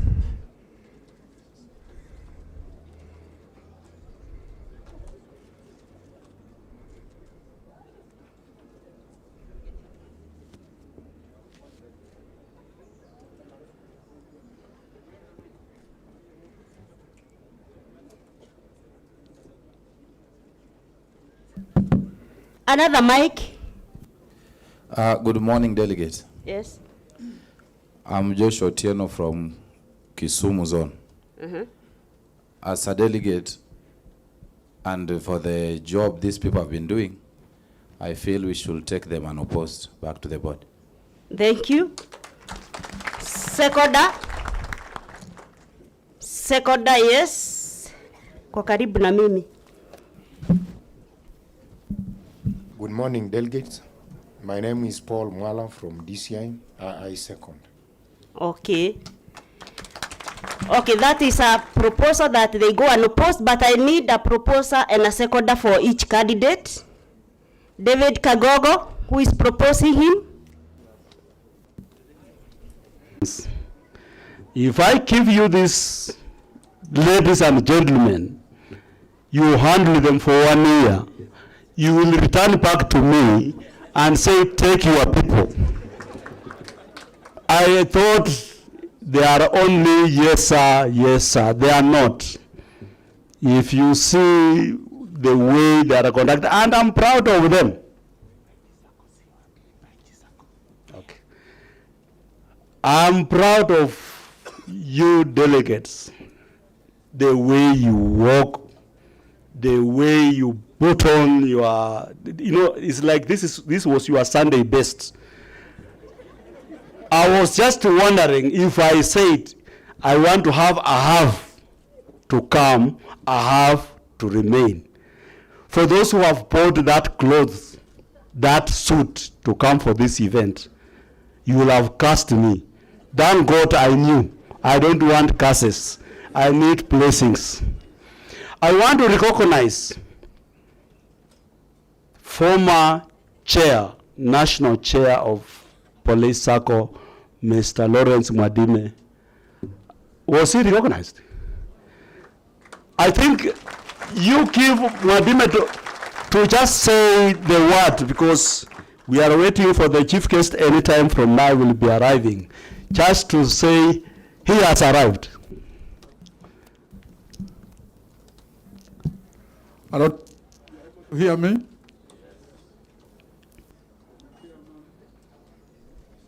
Your board, delegates, ladies and gentlemen. On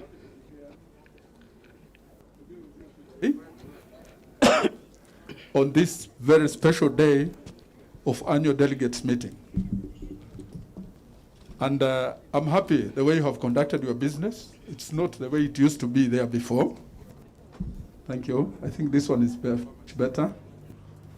I'm happy in the way you have conducted yourselves, because there before we used to have our meetings up to around 1 at night. But surprised by this time you are ready, and the only business now remaining is to receive our chief guest. We are proud of you people, and I'm proud of this board. Most of them who are together during that time when I was the national chairman, they give me a lot of support, and I think the changes which you are experiencing is just because of this board and the way you have been contributing to them, like today. And that's why the chairman says he's very happy is very happy on the way you have conducted yourselves. So mpokee salamu kutoka Taita. Nilikuja jana kutoka Taita na nikiitwa, siwezi kosa kuja kwa sababu of course sikuwa na shida na mtu yote wakati nilikuwa naondoka. I remember that time when I was retiring, we had a party in this hotel. Bwana Chairman? Yes, I remember. Here. I came with my family here, and my family was very proud of this team. So, jamani, jajani bado iko. Me, I joined this circle in 1972. Ndo niliingia wakati inaanza tu. So, where we have reached now, I think ni mkono wa Bwana. Ama namna gani? So, thank you so much for giving me this opportunity. I'm proud of you people, and keep it up. Thank you. Thank you, sir. You just forgot to say I was your obedient national vice chair.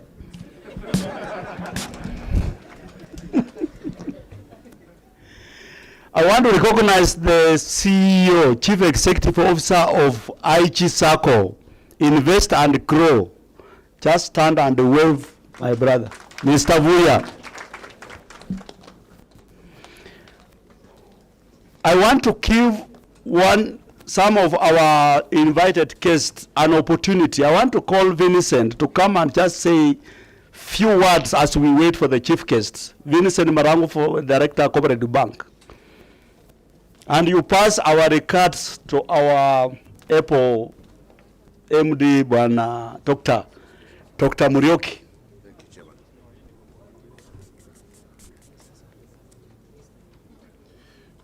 Chairman, board, management na delegates wa police sacco. Amjambo.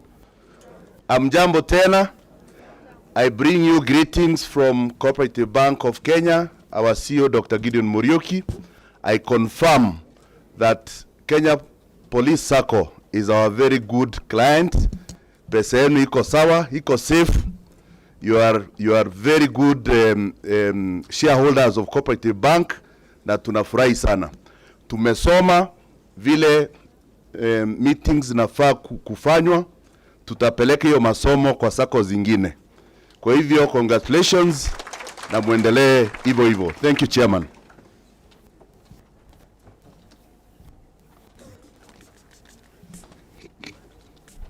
Thank you, Director Banking Cooperative at Cooperative Bank, Bwana Marango, for the advice you've given. And at this juncture, I will also invite our General Manager in charge of cooperatives at CIC, Bwana Richard, to say something. Bwana Richard, karibu.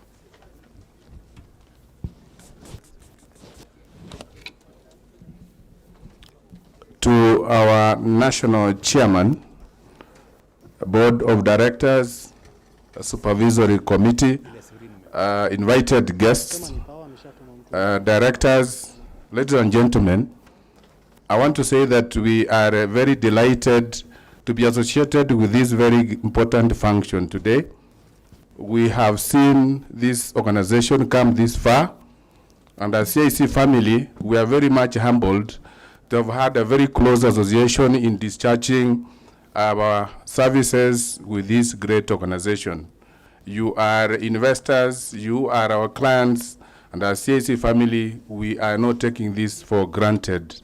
I've come to bring you greetings from CIC family. My group CEO is very happy that we are all here today, and he told me as I was coming that I pass his greetings to you all. Mespokea. So we are happy that we are associated with all of you. We know we've done a number of businesses at individual level with most of you.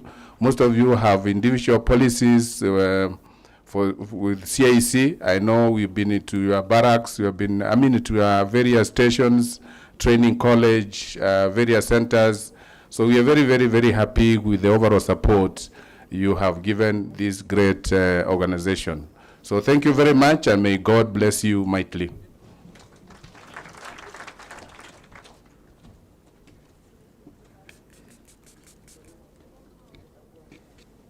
Thank you, Richard, from CIC. We appreciate the support you give us as the SACCO. All our claims, we've not been having issues, courtesy of CIC and Richard, and we appreciate the support you've been giving us.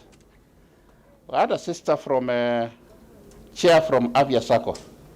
My sister from Avia SACCO, is she around? Please come forward. Can we appreciate our sister? She is the chair of Avia SACCO. We also invited other leaders to be with us, and they see what we do in Kenya National Police Deposit Taking SACCO. Welcome, madam. Appreciate her as she comes.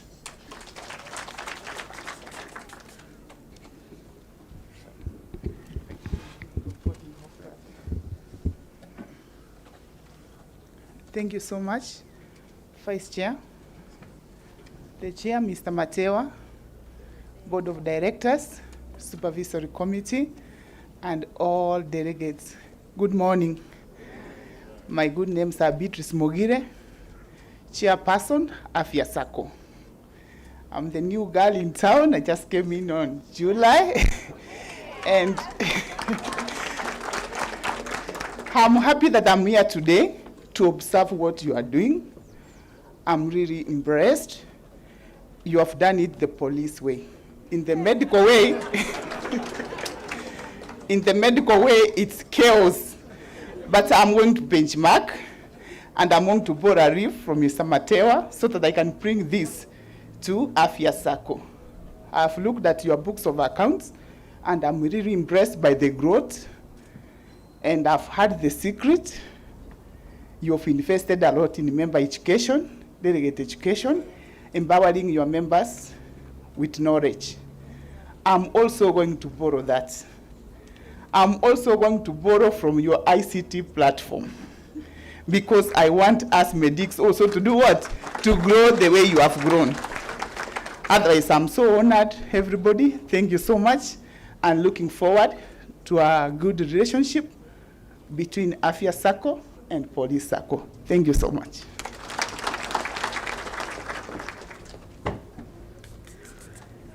Can we appreciate her once more? Thank you. Also, I have a brother from all the way, Coast Region, Kilifi County, Chairman Imarika SACCO. Fernandoro, please. Can we appreciate Fernandoro as he comes? Thank you, Madam Chairman. Welcome.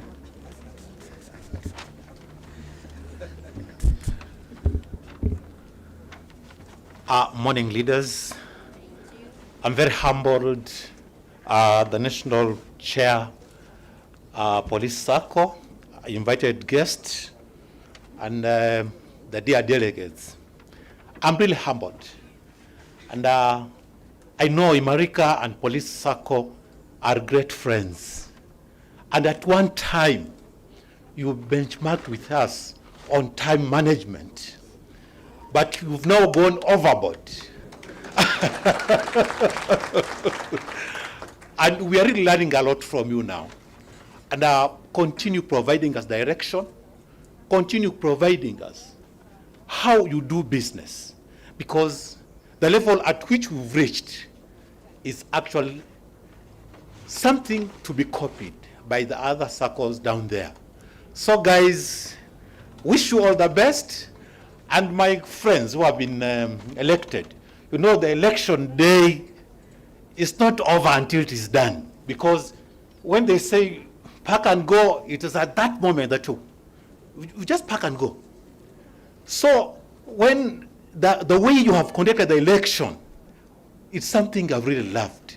And if chairpersons would handle SACCOs of this type of how you transact the business, we wouldn't have some headaches.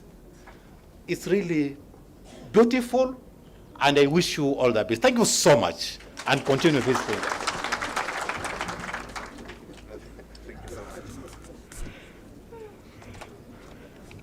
Thank you so much, Madam Chairman, for the advice.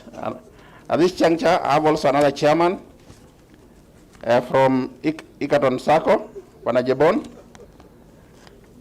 Welcome, Manajabon. I'll give also opportunity to recognize your colleagues who you came with. Can we appreciate Panajiboy from Egerton Sacco?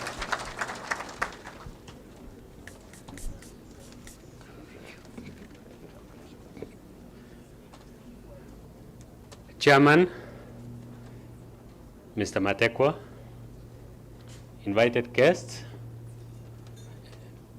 cooperators, delegates, good morning.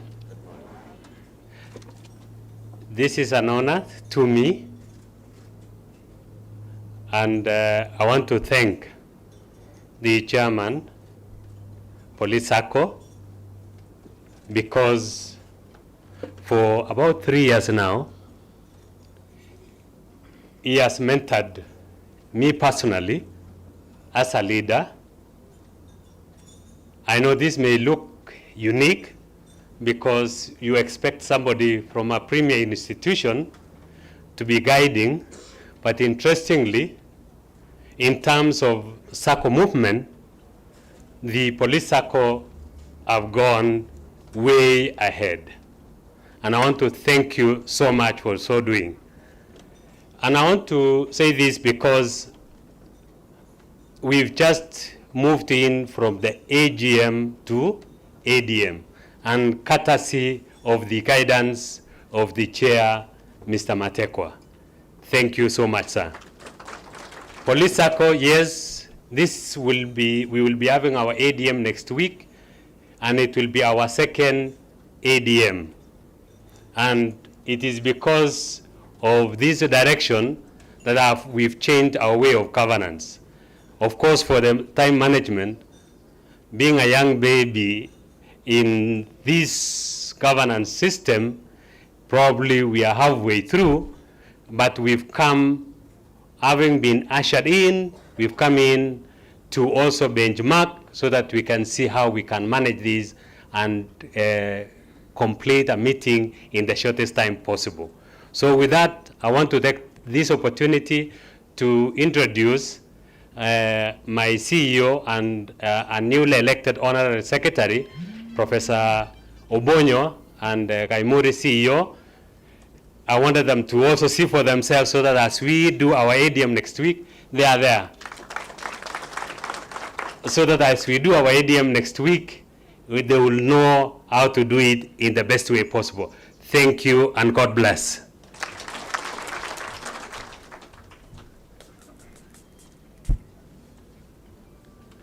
Thank you, Chair. We promise that Kenya National Police Depositing Sacco will continue mentoring you. As you had last year, when the chair saying he's mentoring 2 SACCOs, the one for the armed forces and the Egerton University Sacco.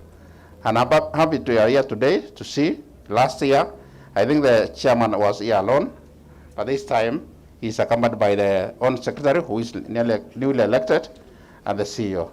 You're welcome. Continue learning from Kenya National Police Depositing Sacco. And as at this juncture, I also have another chairman from our sister Sacco, the Njiwa Sacco.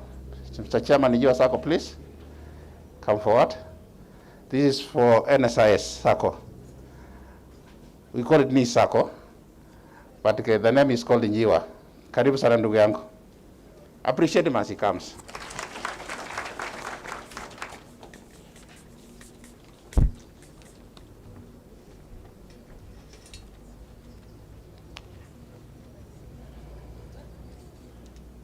The National Chairman, Police Sacco, the Board, the Supervisory, and Delegates, good morning.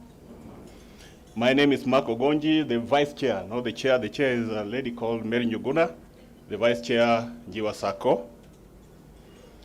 I'm happy and proud to be here today to join you during this auspicious occasion where you have your annual delegates meeting. For us, there is a symbiotic relationship that we've had with the Police Sacco, and I know some of our officers are members here. We are also not very old. We are still learning, especially from the National Police Deposit Taking Sacco. For us, we are a non-deposit taking Sacco. I'm also not very old in the position. I was just elected last year, so I'm also in the learning process. And therefore, it is an opportunity for me and for my team to be able to learn from an old circle that has invested heavily in human resource and in the members' development for a period of time. And for some of us who also had an opportunity to start with the police circle, it is nostalgic for us to be here today, to join you together and to celebrate this occasion. I want to thank you, and I wish to convey the greetings from my chair, Madam Mary Njuguna, the CEO, Mr. Sami Chahayo, and all the delegates of Jiwa Sacco. May you be blessed, and may you continue growing and being a trailblazer in this area of Sacco movement. The Sacco movement is where to invest. This is the future, and this is where to go. Thank you, and God bless you.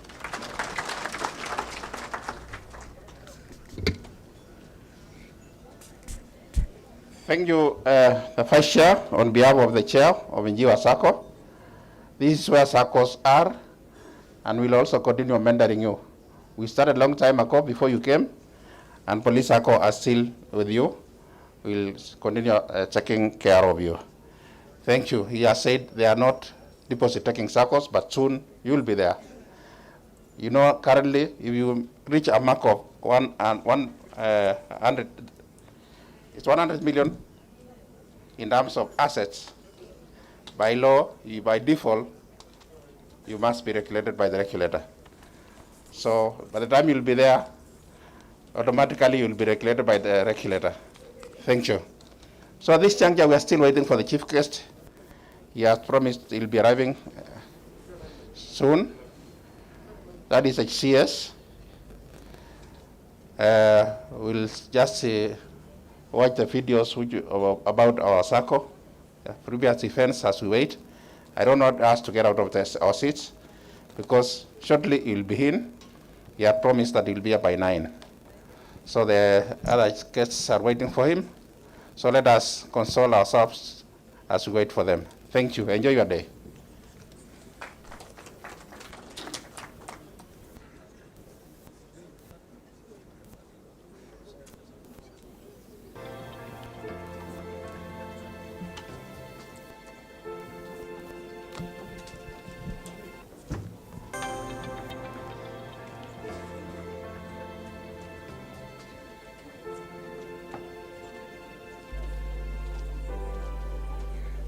They say that successful people have a social responsibility to make the world a better place, a maxim that appears to resonate with the SACCO. Registered in 1972 with just 690 members, the SACCO has grown in leaps and bounds with the current membership of 63,000.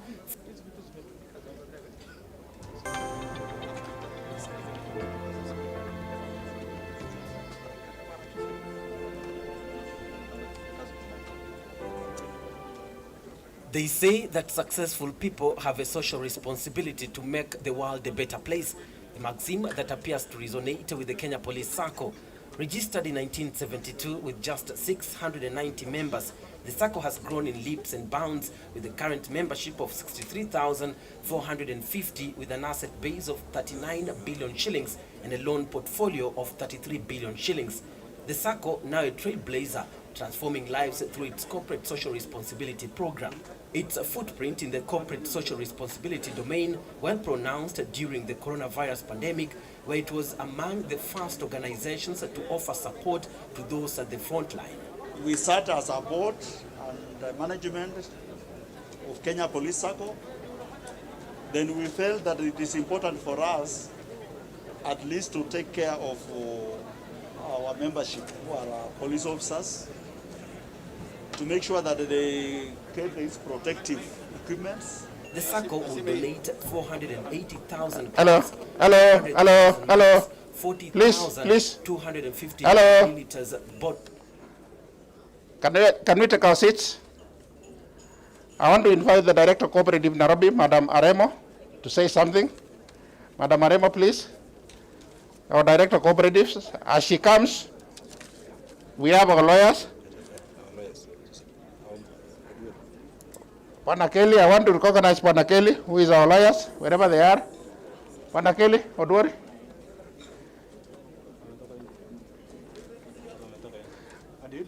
Oh, thank you, Kelly. Come forward. Kuja kama mbele. Yes. Thank you, welcome, Director.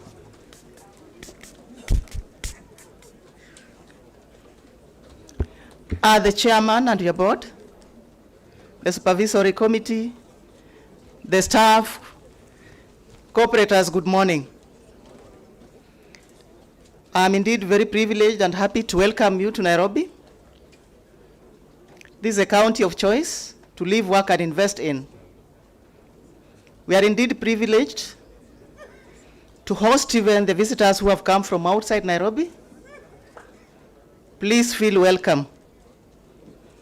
My name is Dolphin Aremu. I'm the County Director of Cooperatives. And we are happy to be the supervisors of Police SACCO.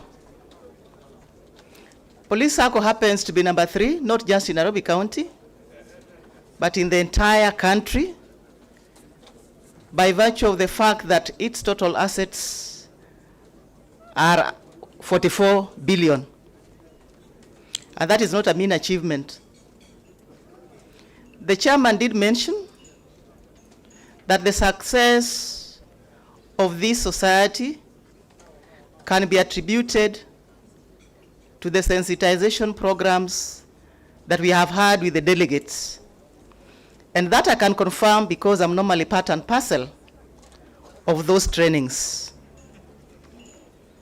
This is a role model, I may say. The other chairmen who are here have also confirmed for a society this magnitude to do an AGM within 1 hour, because basically we are finished. We are only waiting for the chief guest. And the PS is here, the commissioner is here. That's why I'm talking to you now, because I'll now not get a chance to talk to you once they are here. And so with my experience, not very many cooperatives are able to do their AGM at this time. I know our colleagues from other societies, Jiwa is here, Afia is here. We will go to your boardrooms and share this with your other board members that you have left behind, so that you can also try, if you can't do 1 hour, if you have been doing 7 hours, you start with 6, like that. We have also presided over your elections, and I want to confirm that this is the easiest elections that we have ever done and we have ever seen. There are instances when I'm going for elections, I have to ask for enforcement. I am housed in Nyayo House, and you know Nyayo House is a building that has security. We work very closely with the county commissioner. And so when I know I'm going for a meeting that will not have peace, she gives me the armed policemen. That is not what we see here. And even our other colleagues in other societies are wondering that elections took a very short time. What is the secret? I want to tell you that the secret is in the performance. There is no miracle about this. When the accounts are good and the return on investment is good, believe you me, that is enough campaign. Because at the end of it all, what members need is to be given something on what they have invested.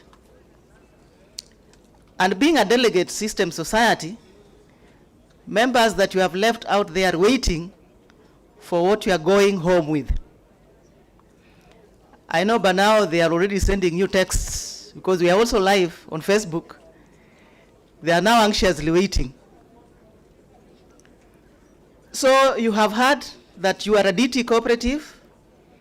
The others which are non-DT, like Jiwa is non-DT, it is because it has 100 million and above, but it doesn't have a FOSA. And so such cooperatives are also regulated by SASRA. You may have seen SASRA here, but it so happens that today we are having public participation with the non-DT cooperatives. But this meeting was very, very important to us that we had to start with this one. And that is why you have not seen the CEO SASRA in this meeting. So from here we'll be going to Pride in Westlands, because of that public participation. So there's a lot that is going on in the cooperative movement. As leaders, we expect you to lead by example. We expect you to be updated. So when you hear anything about cooperative, like now we are having the review of the Cooperative Act, please create an interest. Otherwise, from where I sit, I want to appreciate this society once more, because you are giving me an easy time to supervise you. Delegates, you know the work that we have had together, the sittings that we have had in those classrooms up to evening. Last time we had them, most of you did not even have time to relax in the city of Kisumu because the classes were going up to evening.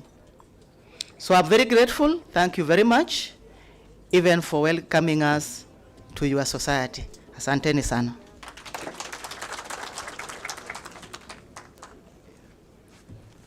Thank you, Director. Can we appreciate Director once more? Director Aremo has been guiding Kenya National Police Deposit Taking Circle, and we value your guidance from your and members of your staff. And that is why everything we do in the society, we always consult the Ministry of Cooperative for the interests of our members. Otherwise, let us relax as we wait for the chief guest. Thank you.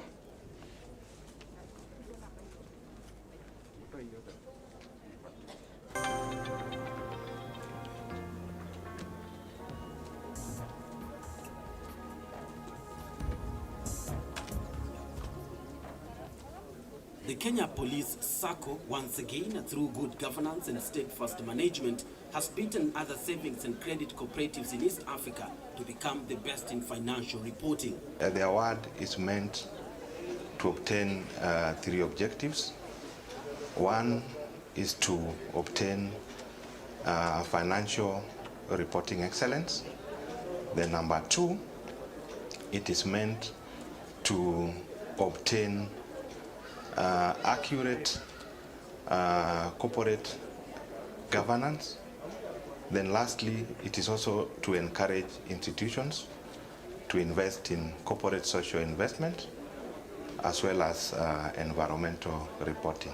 We have been improving on how we have been reporting.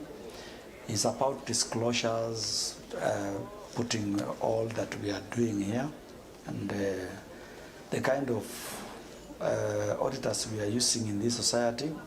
We have made a decision policy that Police SACCO will only be audited by the Big 4 international companies.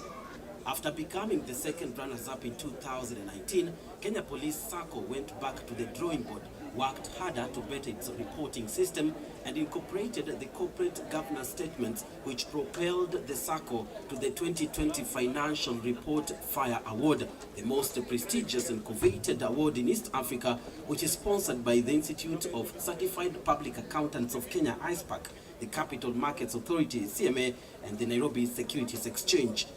We wanted to improve on our financial reporting, the way we report, and the best way to do that was to gauge ourselves against our peers. The beauty about this is they write to us where we did not do well. So for us, we pick those areas that we did not do well and make sure that we improve on them. And we have seen the results. The SACCO has reiterated its commitment to serving its members in every venture. The award has greatly assisted the SACCO in terms of recruitment to the business community, because currently our members, over 90% are the police officers, but through that at least we are able to get members from the business community. It also improves our relationship with the various stakeholders, banks, insurance, and other partners we work with. The Fire Award honors the hard work put in by the employees of the SACCO in managing the finances of the members. Being among the best SACCOs in East Africa region has opened doors for the SACCO and has seen its rise in portfolio among the best run business enterprises. The Kenya Police SACCO has assured its members that it will strive to maintain the top position in the financial reporting category. Kenya Police SACCO, united for prosperity.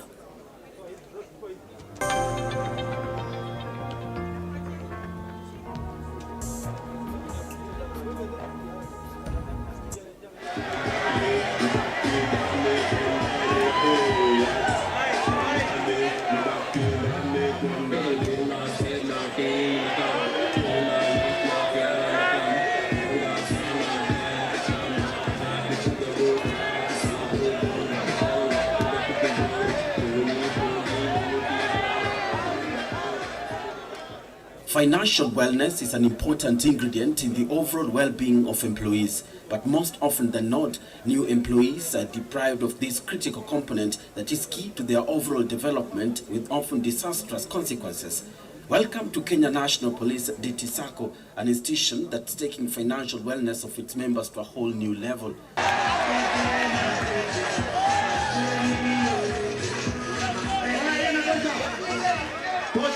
On this day, senior officials of the SACCO were at the GSU Training School B campus for an education day come recruitment drive. We are here to educate them on matters concerning financial literacy, so that they are able to make the good judgment and join our SACCO, that is Kenya National Police DT SACCO. According to the SACCO's chair, David Mategwa, the exercise was part of ongoing efforts to revolutionize the SACCO with its members at the center of its operations. Today they are joining as young as they are, because the youngest we have around is 19 years. 19 years, 20 years, these are the young people. If they can start the way we have now given them the information, they start saving early, then they will be better people in the future, because serving 20 years, they will have become millionaires, and they will have sorted their financial issues, and this will motivate them. Even working for the government, they will be so motivated to continue working for the government, because they know they have already saved money that is taking care of them. By the time they are retiring, when the government is also giving them the pension, they have money and they have invested.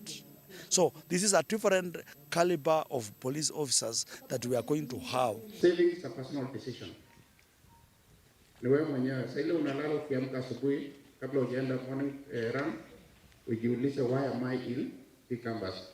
Mategwa says the SACCO's leadership has prioritized the feedback of its members as it seeks to build on its successes, with the target of raising its total asset base to 50 billion shillings as the institution prepares to celebrate its silver jubilee next year. With this kind of engagement, I'm very sure and I'm very particular on this, passionate about making this society grow to the higher level.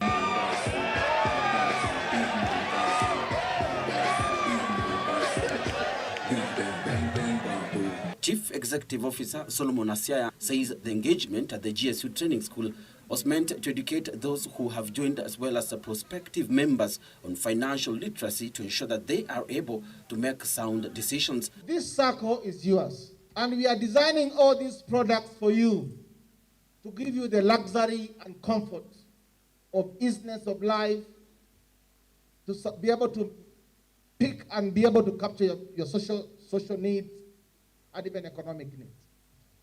So all these loans to tumeziweka hapo, what you do with this money largely belongs to you.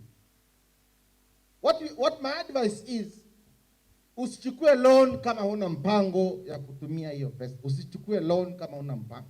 All our loans we are giving them how many times? 4 times. And this is happening from this year. We used to give 3 times. But from 2021, we are now allowing members to take 4 times their loans. General Manager in charge of Operations and Strategy Simon Tanui says 1,164 new members were recruited on this day, with the SACCO currently undertaking a series of trainings to help its members understand the benefits and operations of the SACCO. We are happy that the process is ongoing very well. The board and the management have organized to ensure that all members here, potential members here, are recruited. What we do is that we take them through a series of training and awareness for them to understand what they're about to do, what they're about to join. Saving is key. That's why it's called Saving and Credit Cooperative Society. So saving is the start. Before you do what? You get the credit. We say there is no gain without what? So sometimes saving is not easy. saving is painful. But when you save, at the end of the day, at the end of the year, you'll get what we call dividend. You have to take certain steps, and those actions are the ones that are going to save you, so that tomorrow your child will not delay to go to school because he is waiting for a check to take the child to school. According to Tanui, the SACCO is planning to increase its membership to 97,000 members as part of the current strategy that runs from 2020 to 2024. We opened the bond. We not only pick members from the National Police Service, we even pick members outside the police service. So we do that on a regular basis, on a daily basis. We are able to send our marketers to other corporate organizations, and we're able to recruit members of the public to be members of our great SACCO. Nitaendelea kusave, then I can have a surety that a day shall reach, because according to my target, I know I will become a millionaire. And as the exercise came to a close, the message that financial wellness appeared to resonate with those who attended the Education Day cum recruitment drive. Feet up. Firivi. Sako jameni si yako, ingia konti yako, eweka zako tatu. Kungua konti yako, istore sako vako. Emisi ya rambe, ay sako. Ajeskisi vitisho, jiyesu ni makati. Kungua konti yako, harambe siyo sako. Harambe ni ya nyayo, eweka pesa yako. Ndani, ejesu ni mandali. Tori sako. Introduced Chief Society Limited.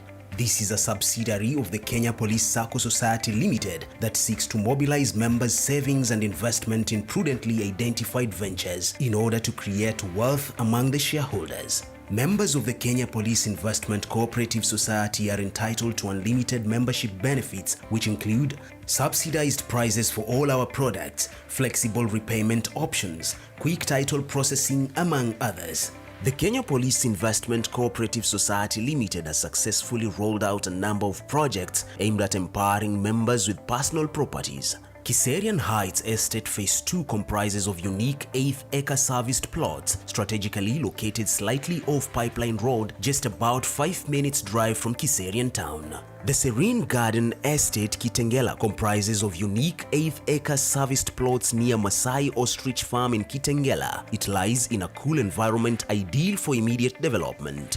Nakuru Garden Estate comprises of an 8th-acre serviced plot strategically located just 15 minutes drive from Nakuru town along the busy Nakuru-Eldoret highway. Notable development within the vicinity include ABM Holdings Limited, Bomasan Secondary School, Simba Cement and large agricultural farms. Well, honorable delegates, everybody to get seated, please. Our chief guest is in the house. Please, honorable delegates. All invited guests, honorable delegates, everybody to get seated.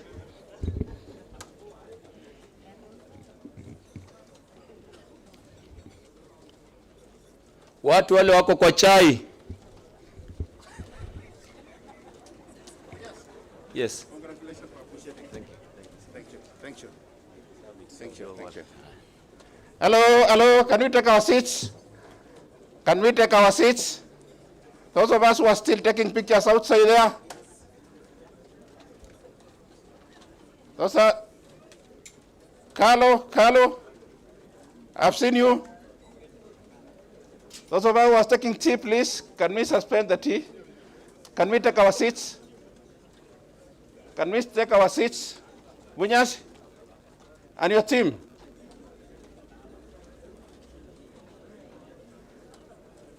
Can we take our seats? We go back to our seats.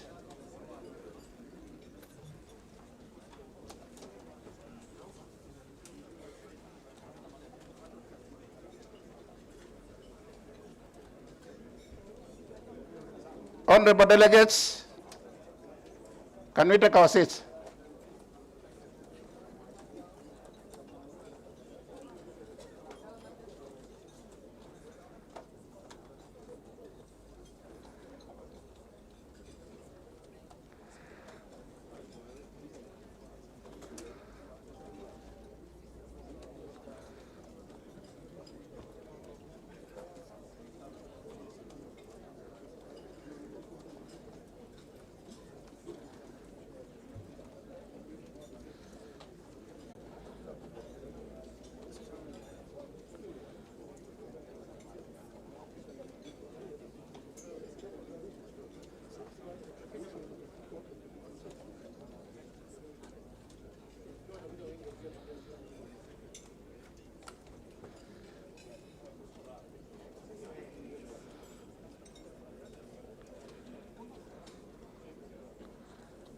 Amolo, create hiyo barabara vizuri.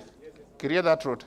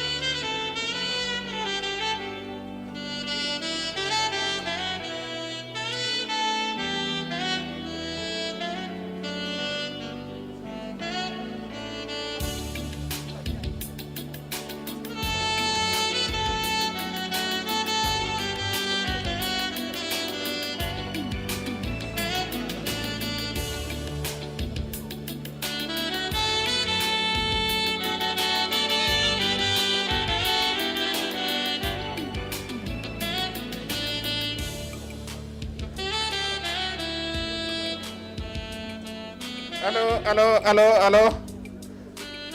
Can we be upstanding as we welcome our chief guest? Welcome our chief guest, sir.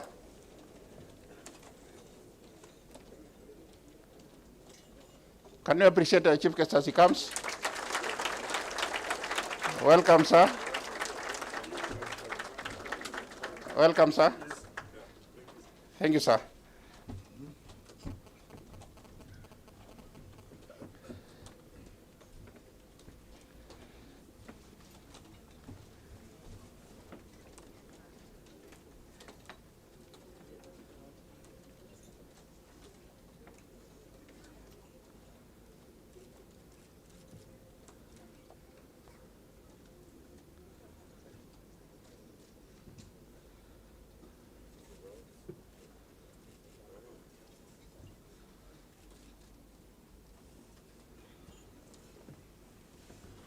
Thank you. Can we be seated? At this juncture, I'll invite our chair, Mr. David Matekwa, to take us through the next program. Bwana Chair, karibu sir.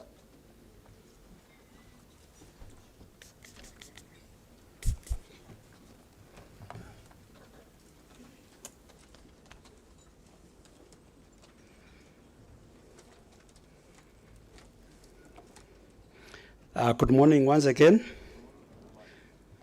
The chief guest of honor, Honorable Fred Matiang'i, GH, Cabinet Secretary, Ministry of Interior and Coordination of National Government, Mr. Ali Ishmael, CPS, Principal Secretary, State Department of Cooperatives, Ministry of Agriculture, Livestock, Fisheries and Cooperatives, Mr. Hilary Nzioki Mutiambai, MGH, NSCAU, Inspector General of the National Police Service, Mr. David Obonyo, the Commissioner of Cooperative Development, Ministry of Agriculture, Livestock, Fisheries and Cooperatives, Mr. Edward Timbukwa, CPS, MPS, OGW, NTSC, Deputy Inspector General, Kenya Police Service, Madam Dolphin Aremo, Director of Cooperative, Nairobi County, Madam Roslyn Midhika, the Sub-County Commissioner for Cooperative, Starehe Sub-County, Nairobi,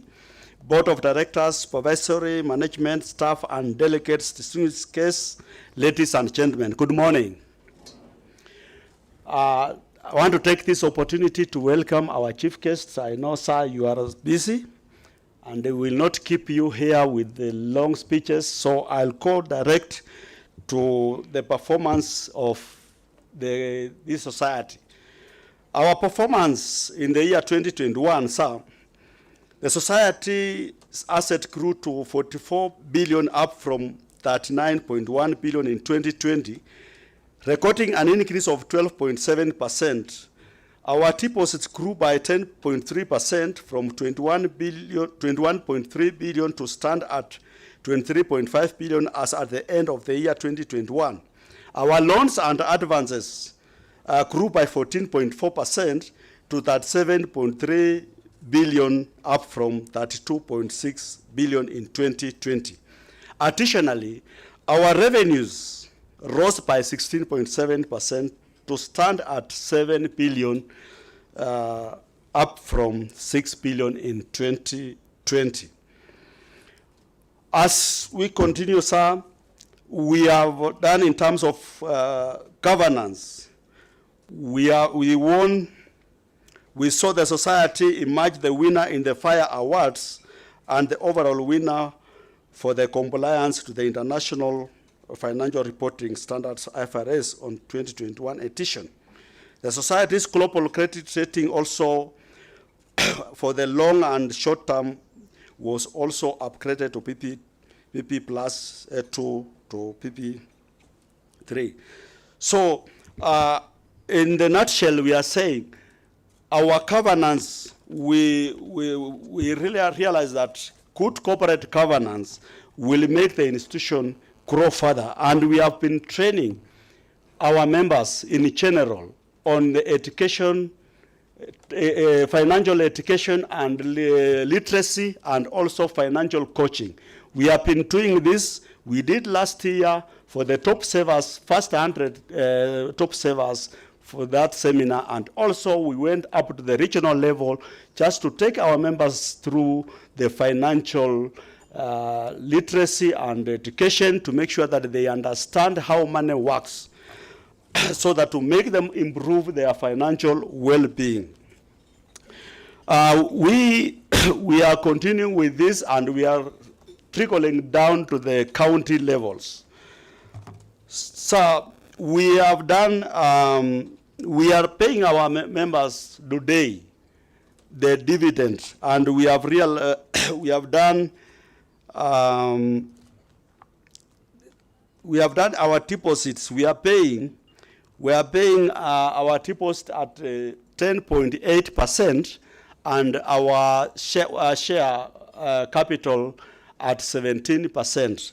And all this together comes to 2.6 billion, and we are going to pay today. After this meeting, we are going to work to make sure that our members access their dividend 2.6 billion.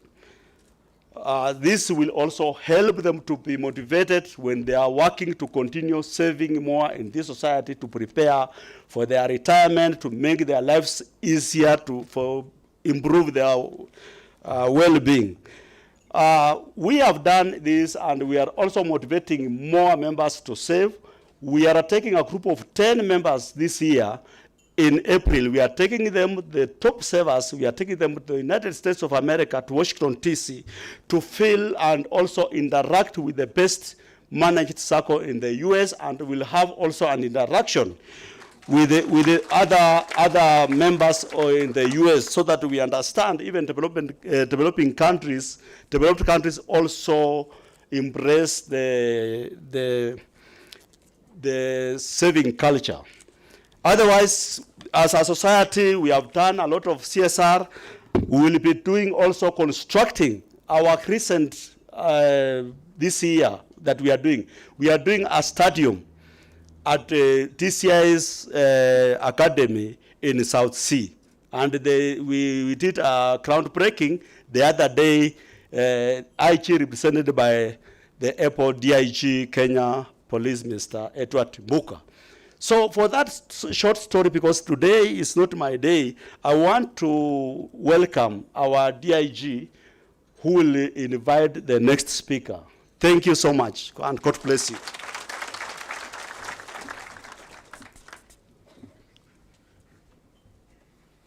Our chief guest, Dr. Fred Matiang'i, Cabinet Secretary, Ministry of Interior and Coordination of National Government, the PS Cooperative, Mr. Ismail, the Inspector General of National Police Service, Mr. Hilary Mutyambai, the Commissioner of Cooperatives, the Board of Directors of Police SACCO, delegates, invited guests, ladies and gentlemen, good morning. I want to take this opportunity to thank most sincerely the Board of Directors of this SACCO. They have steered the SACCO well, and they have made the SACCO to be number 3 in Kenya.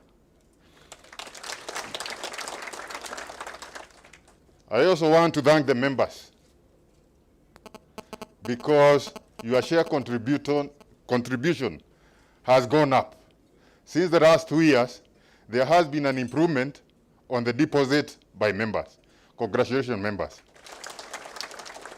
What I would like to urge the delegates, some of the officers who don't have an opportunity to attend the top savers meeting, they don't know about financial management.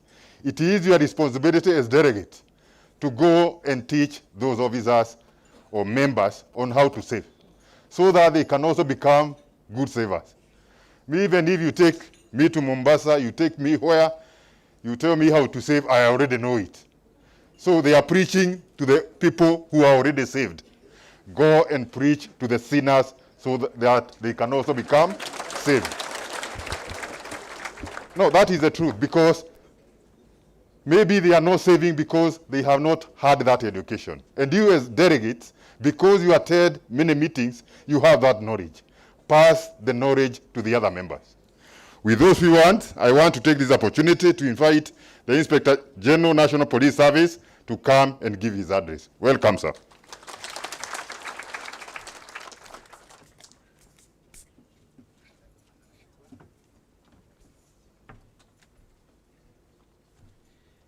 CS Fred Matiang'i, our chief guest this morning, PS, cooperative, DIGs, other senior officers front here, and colleagues, delegates, and members of the SACCO. Good morning. I would like to recognize this board of the SACCO Society of National Police Service. So when I came in, I suggested to the board that the name of this SACCO need to change from Police SACCO to National Police Service SACCO. And they did that. The aim was to expand the members from all the service, including administration police service, who have been remaining behind and outside the SACCO. And I've been briefed. The numbers of registered members are increasing, but we are not yet there. We have new recruits whom we also need to work hard to bring them on board. But I've watched the board over time, even before I became the IG. The performance of this SACCO has been very steady in terms of gradual upward movement. And this has been indicated by the share payments. They have been increasing in terms of amount of money to each member. They have been paying very timely, and this shows the confidence we have on this board led by our able chairman. A very unique tradition in police SACCO. Most of the board and managers of this SACCO are not the top senior officers. These are officers actually part of these members. And to our surprise, I'm not accusing my colleagues, they have performed very well compared to when senior officers were managing this SACCO.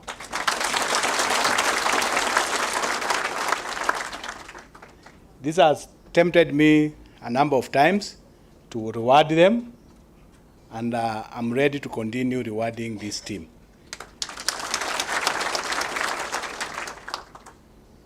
As Mr. Mbugua says, I know the top savers, you are going to enjoy a trip to the United States to meet other international savers. But I think the lowest saver should be given equally an opportunity so that he can learn how to save. Sindio? Because already the top savers have already achieved. We need to bring the bottom saver, we bring him together. We are one family. An important thing is that police belongs to the club of savers. We can save our own money, and we can borrow our own money, and we do our own project. Watu waache kutuambia sisi ni maneno ya kuenda kuokota, si ndio? We have proved that we can save our own money. The next competition, Chairman, we need to look amongst ourselves. Is those officers who are doing good projects. Tuanze competition in that area. Ukijenga nyumba mzuri, tunasema tunaenda kuona officer fulani vile amefanya. We also do business. When we retire, we have somewhere we can get some small money. Sindio?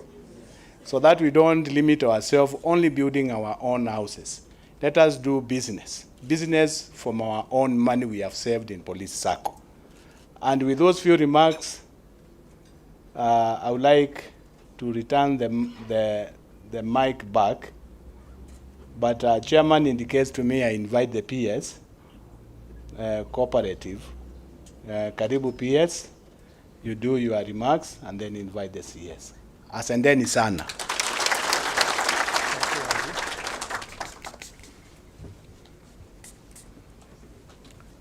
Our chief guest, Dr. Fred Matiang'i, who is the Cabinet Secretary for Interior and Coordination of National Government, the Inspector General of Police, Mr. Hilary Mutyambai, the Chairman and Board of Directors of the Kenya Police, DT SACCO, all protocols observed, dear delegates, distinguished guests, ladies and gentlemen, good morning.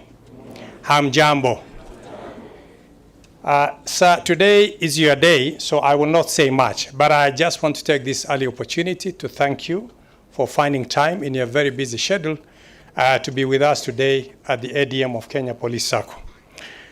I also bring you greetings from our Cabinet Secretary, the Honorable Peter Munya, the Cabinet Secretary for Agriculture, Livestock, Fisheries and Cooperatives, who is out of the country on official duty. I also want to take this opportunity, our chief guest, to thank you very personally because you have been a consistent supporter of Kenya Police SACCO. We know you are very busy, but on many occasions when you have been invited by the Kenya Police SACCO, you have always found time to be with us, and therefore you have been supportive throughout. And for this, we thank you and we don't take it for granted.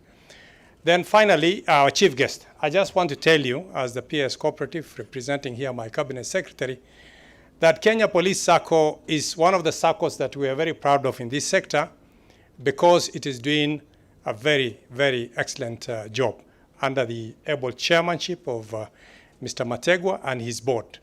It's the third largest SACCO in this country.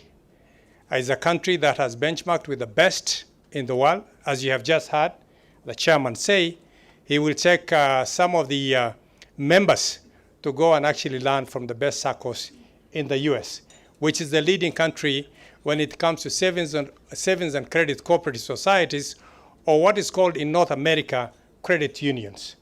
So it is doing very well. It has no governance issues. It is very well managed. It has won several trophies. And for us in the sector, we just ask the chairman and the board and the members to continue on that good track. With those very few comments, let me take this opportunity, sir, to welcome you to come and address us. Tukaribisha waziri na makofi ya kilo moja. Thank you, sir. Thank you. Thank you very much. Thank you, sir.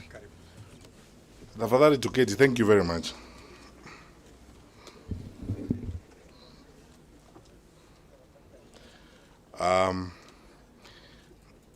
My brother and my colleague, our Principal Secretary in charge of cooperatives, the Inspector General of the National Police Service, the DIGs, my good friend, Mr. Matewa, the Chair of the Board, and your members, my colleagues from the security sector at large, and members of the Police SACCO, good morning.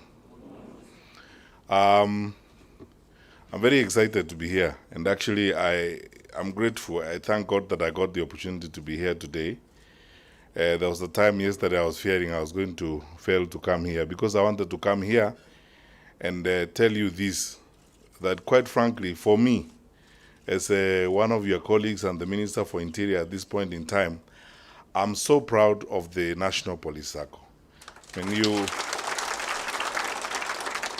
you have done wonders, not just because of the awards that you have won, but even in the challenges that we've had in the last 2 years during COVID-19, with all the pressures that we have all had and the pressures that you have all had as you have worked as officers in the security sector, assisting us to enforce containment measures, facing various challenges, you still have not taken your eyes off the goal of developing your SACCO and the goal of saving and working for your families. Because to grow your asset base by 5 billion in a year is not an easy feat. It means it demonstrates discipline, it demonstrates commitment and a sense of focus.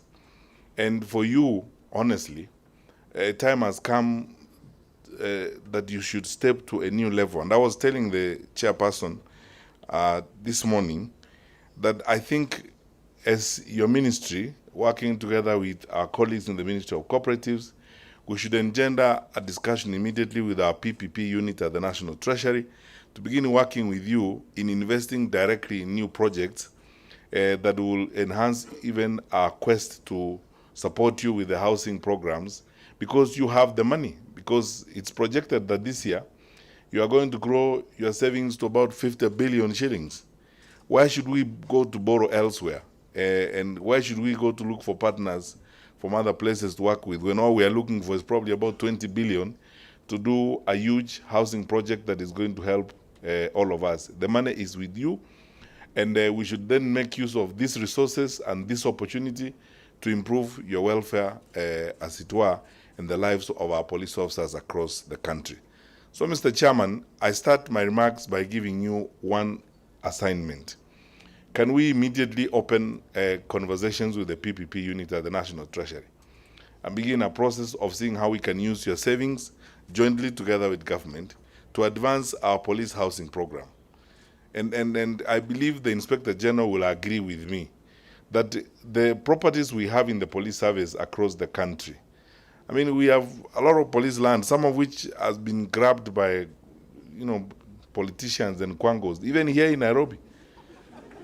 Instead of that land that's being grabbed, why don't we actually get the savings we have from these wonderful police officers, add on to resources that we can pull from government, and then build houses for the police officers that they can stay under, an owner's renting system where ultimately the houses will belong to the police officers. Because everywhere I go in this town, I mean, look, on Thika Road, we have over 15 acres of land right on the highway, which was supposed to be police headquarters. In Karen, all over the place, we have land.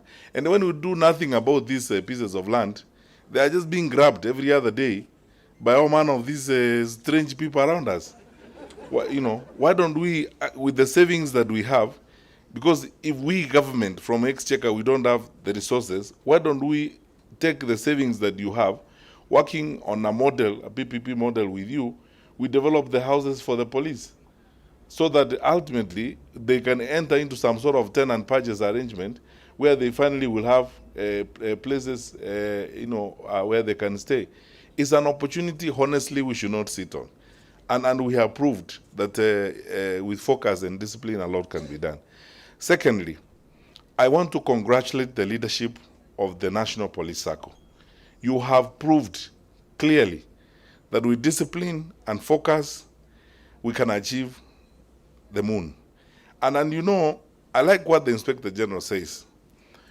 Leadership talent is not confined amongst certain people or certain ranks in our society. Sometimes it just takes honesty and discipline, and those of us who have been given responsibility, we will be faithful and move forward. Just look at what the discipline of your officials has done. I mean, in an environment where, in an ecosystem where sometimes SACCO resources are misused and so on, look at what your board has been able to do. Consistently, when he announced, your chairman said, you're paying dividends, 2.7 billion, I almost jumped out of my seat. 2.7 billion. You are paying, and he said you are paying today. Then I said, fortunately, you are police officers, no one is going to steal from you.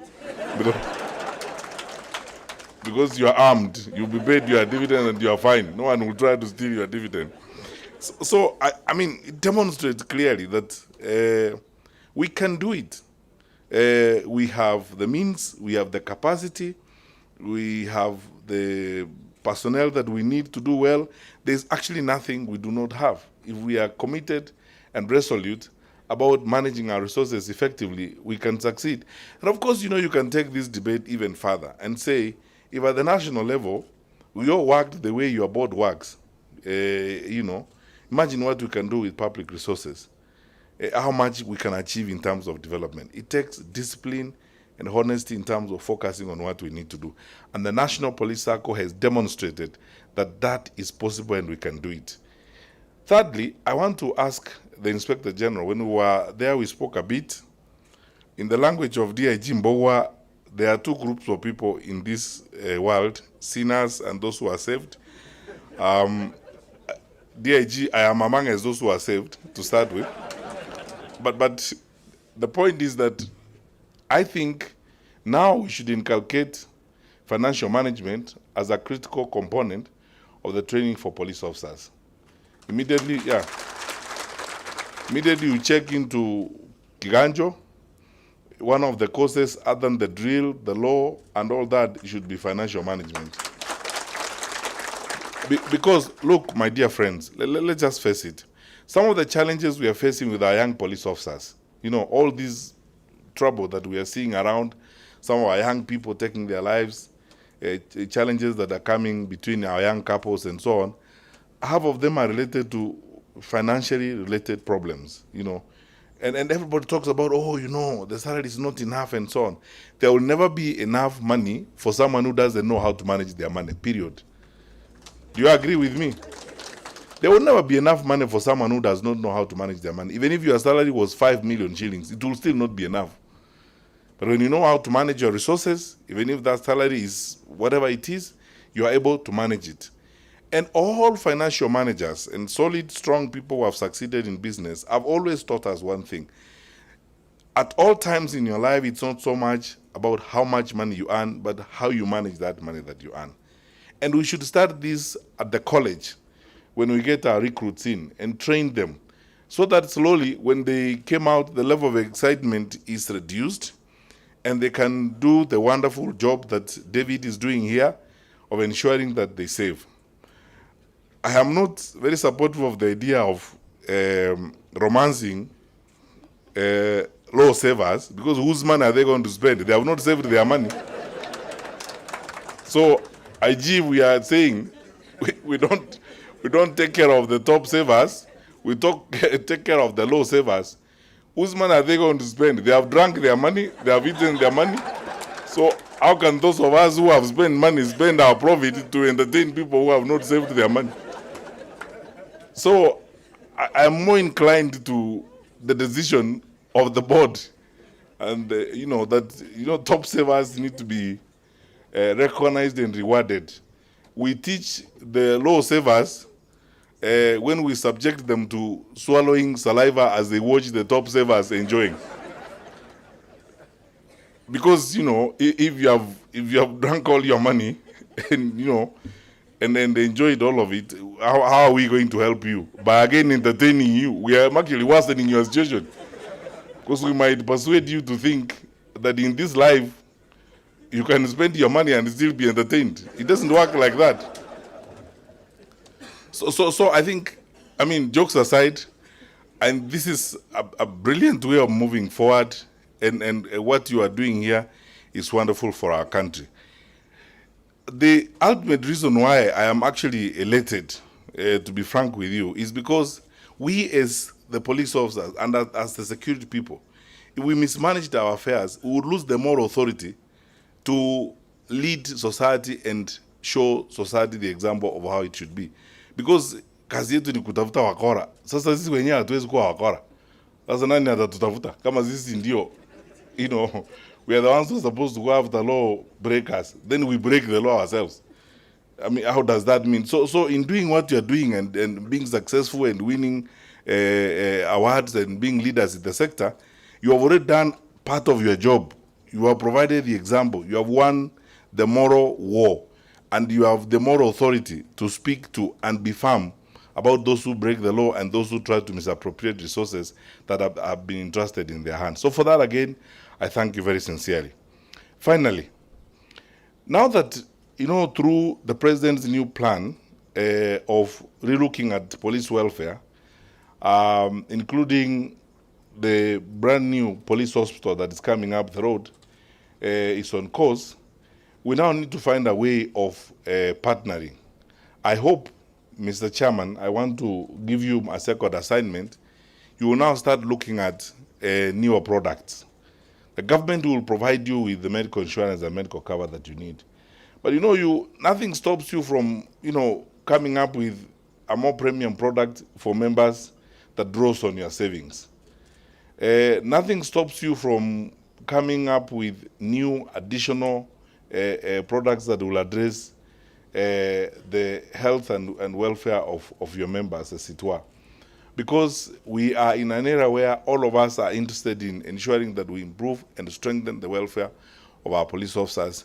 And therefore, the opportunity we have from the savings and the resources that we have at hand is to ensure that we invest those resources in even bolstering the welfare packages that we have, as it were. Second last, Mr. Chairman, every year for the last 2 years now, this is the third year, the IG and I have been sponsoring this end-year meeting for widows of our police officers who die in the line of duty. Nothing drains me emotionally than that meeting. I have to be honest with you. Every time I go there, I see these young widows. You know our police officers, some of whom have passed away in the line of duty. They die when they are young. The special teams that we have near the border who are working out there, they leave these 6-year-old kids, 2-year-old kids, and so on. Mr. Chairman, I want to ask you, now that we have resources through these savings, could you and your board, and I'll do whatever you ask me to do or whatever I'm able to do within my powers from the ministry, can we work together and see whether there's a way in which, in your corporate social responsibility, I am happy about the stadium you're building. I'm happy about all those other things that you're doing. Could you kindly consider, when you meet next time as a board, whether there's a way in which you can come up with something under your corporate social responsibility that addresses the welfare of some of these people, especially the widows and widowers of our officers who die in the line of duty.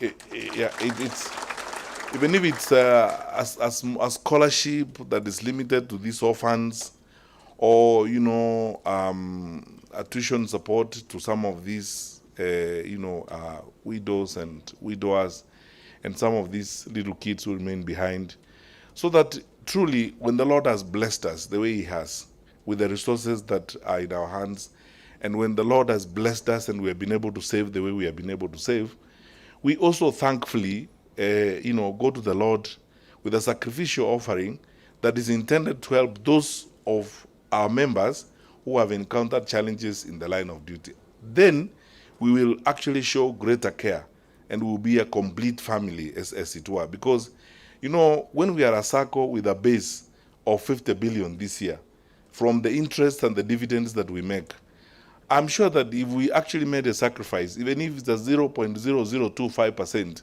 of our earnings that goes into a framework that supports these people, it will go a long way to alleviating the pain and the suffering of these people and helping them.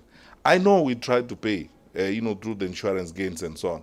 But look, good people, I mean, you and I know this. We come from this society. We're Africans. We know families people come from. Sometimes it doesn't go far enough. And then some of these people are really young. They come from stressed out families sometimes. And then you look at these cases and you feel emotionally drained.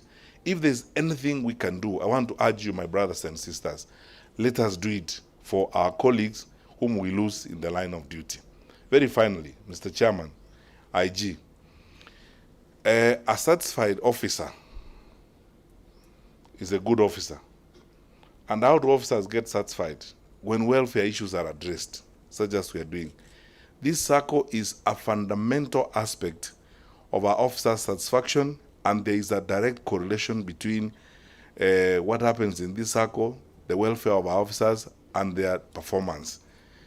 When people are tempted to break the law, lease out a firearm to criminals, sell a bullet to cat rustlers, it is because they have not addressed critical aspects of their welfare. So on this particular score, I joined DIG Mbogwa in saying that now we know what we need to do. Let us enhance this faith and this religion. Encourage our officers to save and tell them it's good for them, because it will enhance their stability, it will enhance their sense of focus on duty, it will enhance their professionalism and their dutifulness, as it were. Because when people have challenges, I have seen cases where, and IG is here, we've been dealing with some of these cases, including senior police officers who say, well, I have reached the age of 60, can you find a way of giving me 2 more years extension? And I ask myself the question, honestly, I mean, if you have not done something 60 years, even if I gave you 3, will it help you? Yeah, you know, sometimes in that spirit of African brotherhood and sisterhood and the way we have always grown in this society, let's help each other. If you find yourself in a station, and this goes particularly to the senior police officers, let's be managers. Let's manage these officers who are with us and tell them, look, good people, are you saving these young officers who come to your station? Are you saving any money, or you are just drinking all of it? If every Friday you are crossing the road and coming back a little happier than you were earlier, you know, we want you to be happy for a long time, not just on Friday evening alone. So help these people. So I think we should also make a demand. And this is where, again, our new leadership school is going to help. Because as we strive to make our senior police officers managers and leaders, we should also insist that they help train our officers to address the question of welfare, satisfaction at work. And that cannot only be provided by government, it can also be provided by what we do amongst ourselves, such as this SACCO is doing. So I am a very proud, satisfied, very happy minister. And I'm so happy to be associated with you wonderful people for all this wonderful work that you do. I thank our leaders here, the chairperson and the board, for being disciplined and honest people, and may the Lord strengthen your hands, because if you have clean hands, you are honest people, the Lord will bless you also. The Holy Scripture is very clear. The Lord will bless you in your fields. He will bless you as you go out and as you come in, because you are a honest person who takes care of other people's resources in a honest manner. And for what you do, and for what you do for all of us, you will be blessed.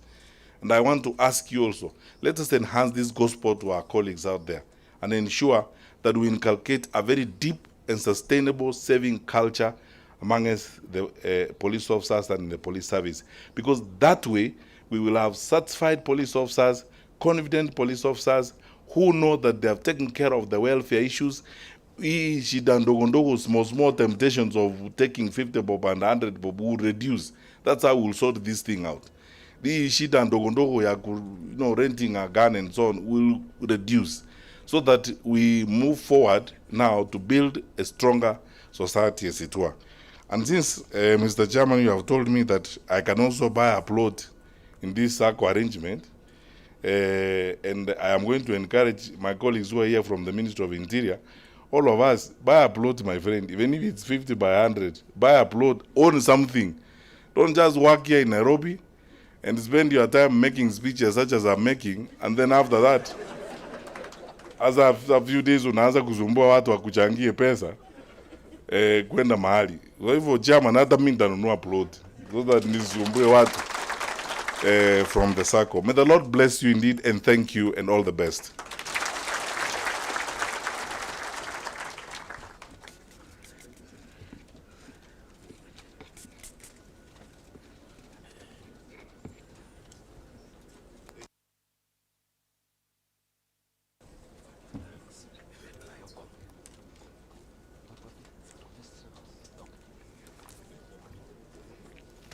Thank you so much for that fatherly advice from our CS Interior. Thank you, sir.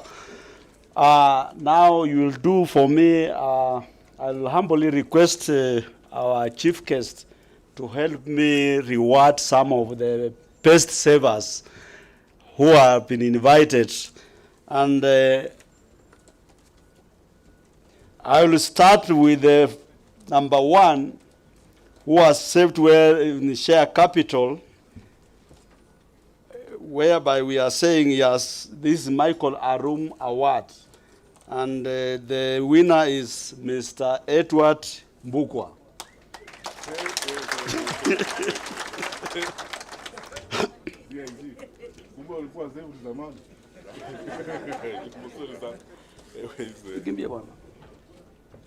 I'd like to follow your example. Thank you so much. Thank you. Thank you. Pongezi sana. Pongezi TAG. Thank you so much, sir, for that. And again, in terms of the best deposits, Mr. Mbukwa don't go very far. So the winner here is Mr. Edward Mbukwa again. DIG. Wewe unakunywa maji tu na kuweka kila kitu huko ndani. Give them example. Asante sana. Leading by example. Thank you. So we are now recognizing the top servers in different categories. So you bring them together. Yeah.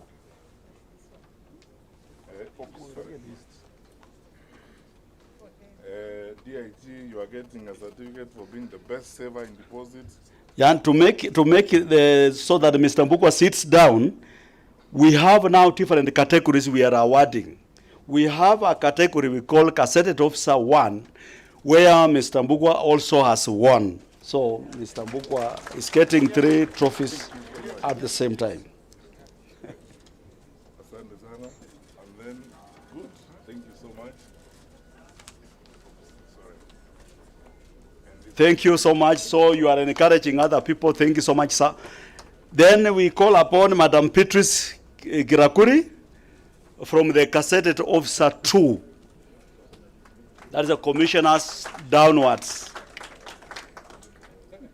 Madam Beatrice, congratulations. It's like you are going to make it your dream.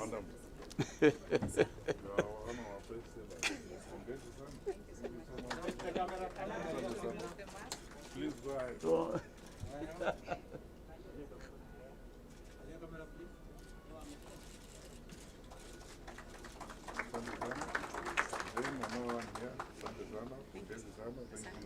We have Peace Muyo Maidhia. This is a member of Inspectorate. Peace, Peace, Peace, are you around? Okay. This is a member of the Inspectorate. Thank you so much. Thank you.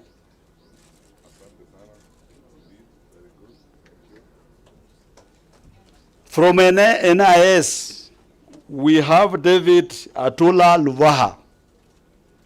David, is he present? From NIS, somebody can collect for him. Then we move to ESCC. We have also ESCC, NIS, these are our members.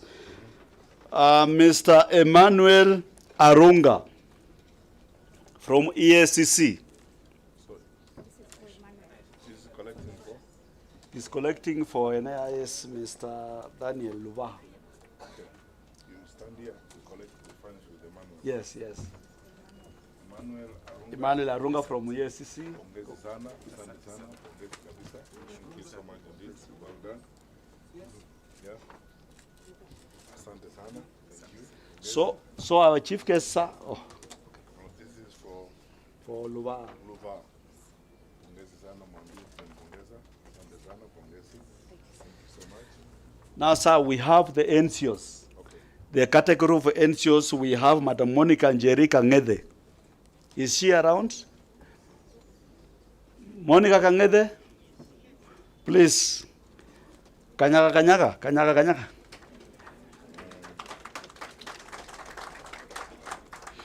In the category of constables, police constables, we have Kikunda David Kidonga. The category of constables, we have David Kakunda Kidonga. Kakunda Kanyaga. In other organizations, so since we have other organizations, we have businessmen and women, we have other organizations, we have now Nelson Kamau Karagu. So it is not only for police officers. We have invited everybody to join the organization. Thank you. Thank you. Thank you so much, sir. I do appreciate. Okay.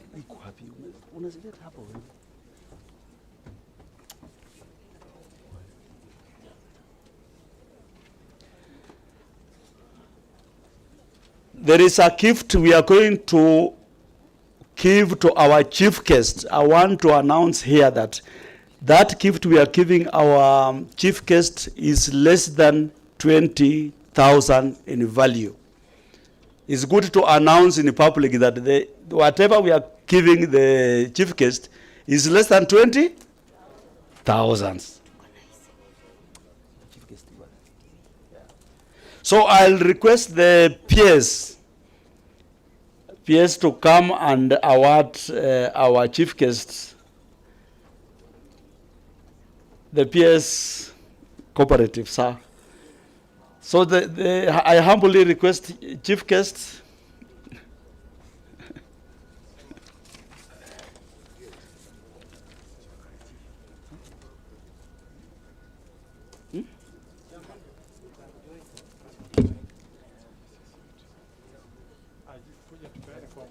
They are requesting, since you have taken the chap, you have the second chap, we remove so that for the second, IG please come.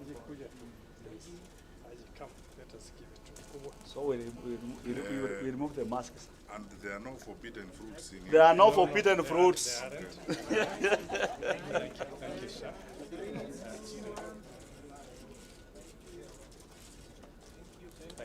Thank you for your support. Thank you so much. Really appreciate it.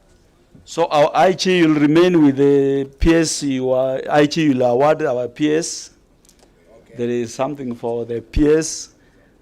All these are less than 20,000, whatever you are saying. And there are no, the CSR said, there are no forbidden seats in the package.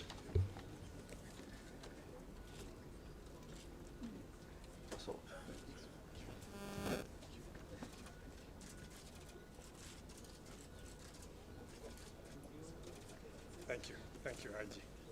So I request our IG not to leave, and our PS should not leave, also to award our IG.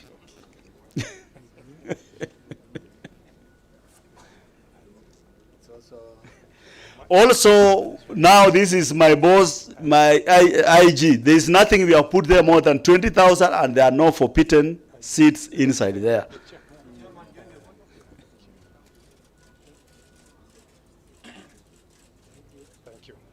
Thank you, well done. We appreciate. I can sit now. You can sit.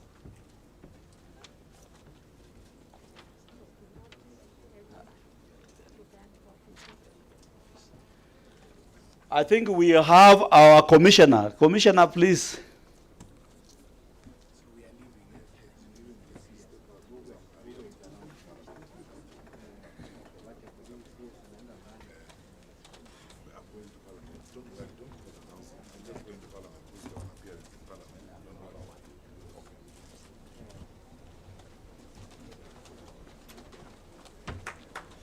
Thank you, our chief guest. Can we appreciate our chief guest as he leaves?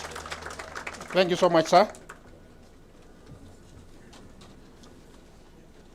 Can we take our seats now?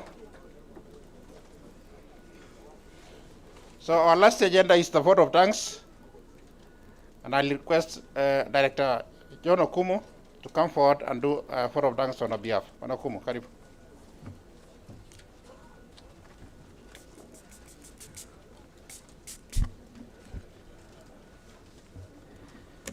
Thank you, Vice Chairman.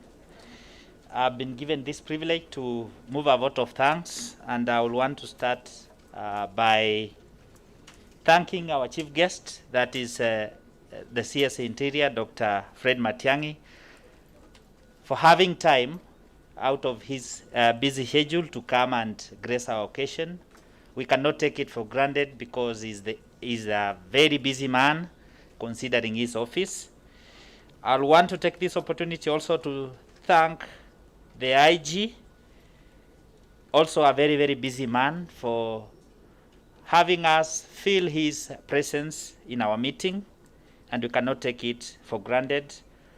All the stakeholders that have joined us this morning, and the support that we've been receiving from them for making this circle to grow to the level it is today. We want to thank you on behalf of the board most sincerely for giving us that opportunity and the support you've been giving us. And also the board for working tirelessly to make sure that the circle grows, the level it's growing. The delegates for making clear and informed decisions every now and then when we call upon you to come and make those decisions. You've been no disappointing. And today we have witnessed the same scenario that we witness day in, day out. So we want to thank you more sincerely. The staff, today up to 3, our staff were here just to make sure that the day is well planned, and we must congratulate them for working tirelessly to see the success of this organization. The employer has been very, very key and important to us because of the demonstration they have been showing through the DIG, Mr. Edward Mbugwa. At no given day, we've gone to his office to seek for assistance, and he denied us. He has been very supportive, and is demonstrated through even him having trust in this circle and saving heavily for his rainy day. So thank you, sir, for giving us that opportunity and allowing us to operate in an environment that has no stress. And we will continue demonstrating clear leadership so that we see this circle grow to the next level. And the Minister of Cooperative, indeed, you've been with us, seeing every decision we make, that we make the right decision. Of course, the regulator for monitoring every activities we've been doing, and we thank you most sincerely. From the board, I want to assure you that we are committed, and we have resolved that we will walk the talk.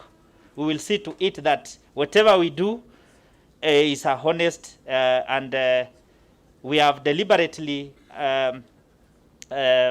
chosen or decided that we cannot mismanage the funds that the members work tirelessly to accumulate. Every now and then we walk around the country during the sensitization trips, and one day we went to Mandera. You can imagine how a police officer at 3 in the evening going to the keep just to keep this country safe. And if in our own right mind we will mismanage these little resources they are saving through that pain, then it will be immoral and satanic, and God will not forgive us. So we are giving an assurance that we are going to manage your resources well, and God will see us through. Thank you so much, and I wish you well as you travel back to your stations, as your homes. May God bless you. Thank you so much.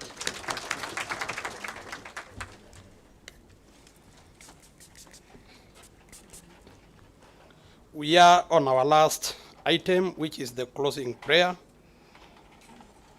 And I call upon Zebedi Ote Kwenye to come and close with a word of prayer.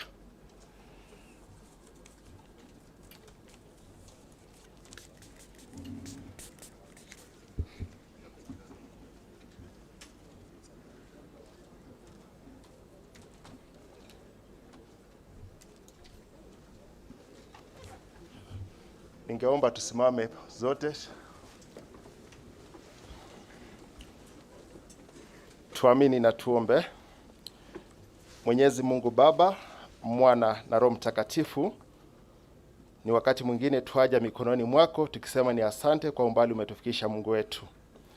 Tazama Baba, imekuwa ni mipango ambayo imechukua mkono wako Mungu wetu, na kwa hakika Baba yametimia Mungu wetu. Tulipoanza mkutano wetu Mungu wetu, tulialika uwepo wako uwe pamoja nasi, na kwa hakika Baba umeendesha sisi pamoja hadi tamati. Tumeona mkono wako Mungu wetu. Tunasema ni asante Mungu wetu kwa ajili ya utulivu ambao tumekuwa pamoja naye. Asante Mungu wetu kwa ajili ya wageni. Asante pia kwa ajili ya wakubwa wetu pamoja na viongozi wote ambao wamekuwa mahali hapa Mungu wetu. Tazama sasa Baba, tunaanza kuanza safari zetu kuelekea sehemu mbalimbali. Tuendelea kualika uwepo wako uwe pamoja nasi tutakapofika sehemu mbalimbali katika jamhuri yetu tukufu ya Kenya. Sifa na shukrani tazidi kuleta mikononi mwako Mungu wetu. Asante Baba kwa kila kiongozi, asante hata kwa mwenyekiti wetu wa kitaifa pamoja na viongozi wote Mungu wetu, tunasema ni asante. Hata kwa wageni wetu pia kutoka katika vyama tofauti vya ushirika Mungu wetu, tunasema ni asante hata kwa ajili yao Mungu wetu. Tuachana hapo sasa kwa ajili Mungu wetu kimwili, kiroho endelea kutuweka pamoja, na katika jina safi la Yesu Kristo nimeomba na hata kuamini.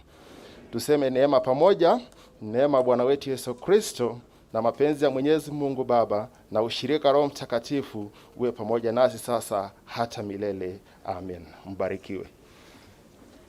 Asanteni sana na Mwenyezi Mungu awaruzuku baraka zake.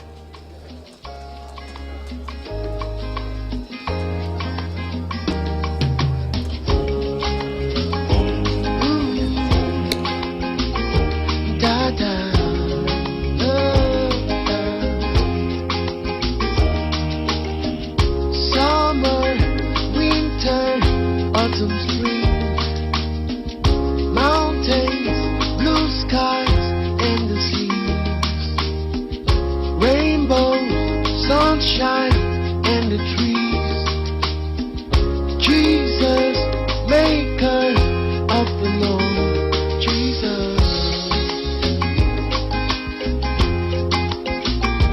Da-da.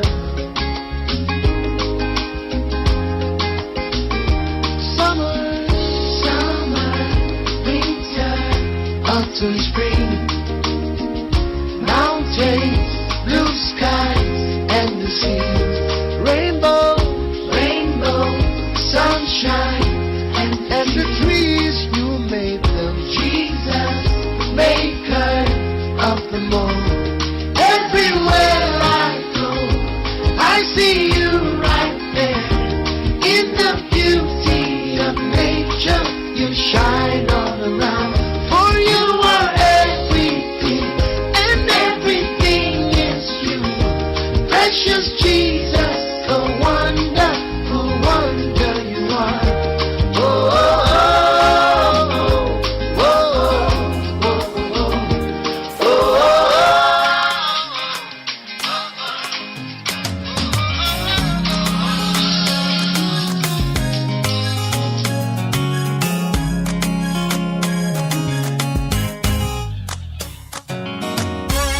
Napenda nyono kinitendea, napenda nyono ukinibariki, napenda nyono ukiniinua, kila kitu kwako mimi napenda. Napenda nyono ukiniponya, napenda nyono ukinifariji, napenda nyono ukiniinua, kila kitu kwako Bwana mimi napenda. Napenda nyono ukinitendea, napenda nyono ukinibariki, napenda nyono ukiniinua, kila kitu kwako mimi napenda. Napenda nyono ukiniponya, napenda nyono ukinifariji, napenda nyono ukiniinua, kila kitu kwako Bwana mimi napenda. Napenda kila kitu kwako mimi napenda. Napenda oh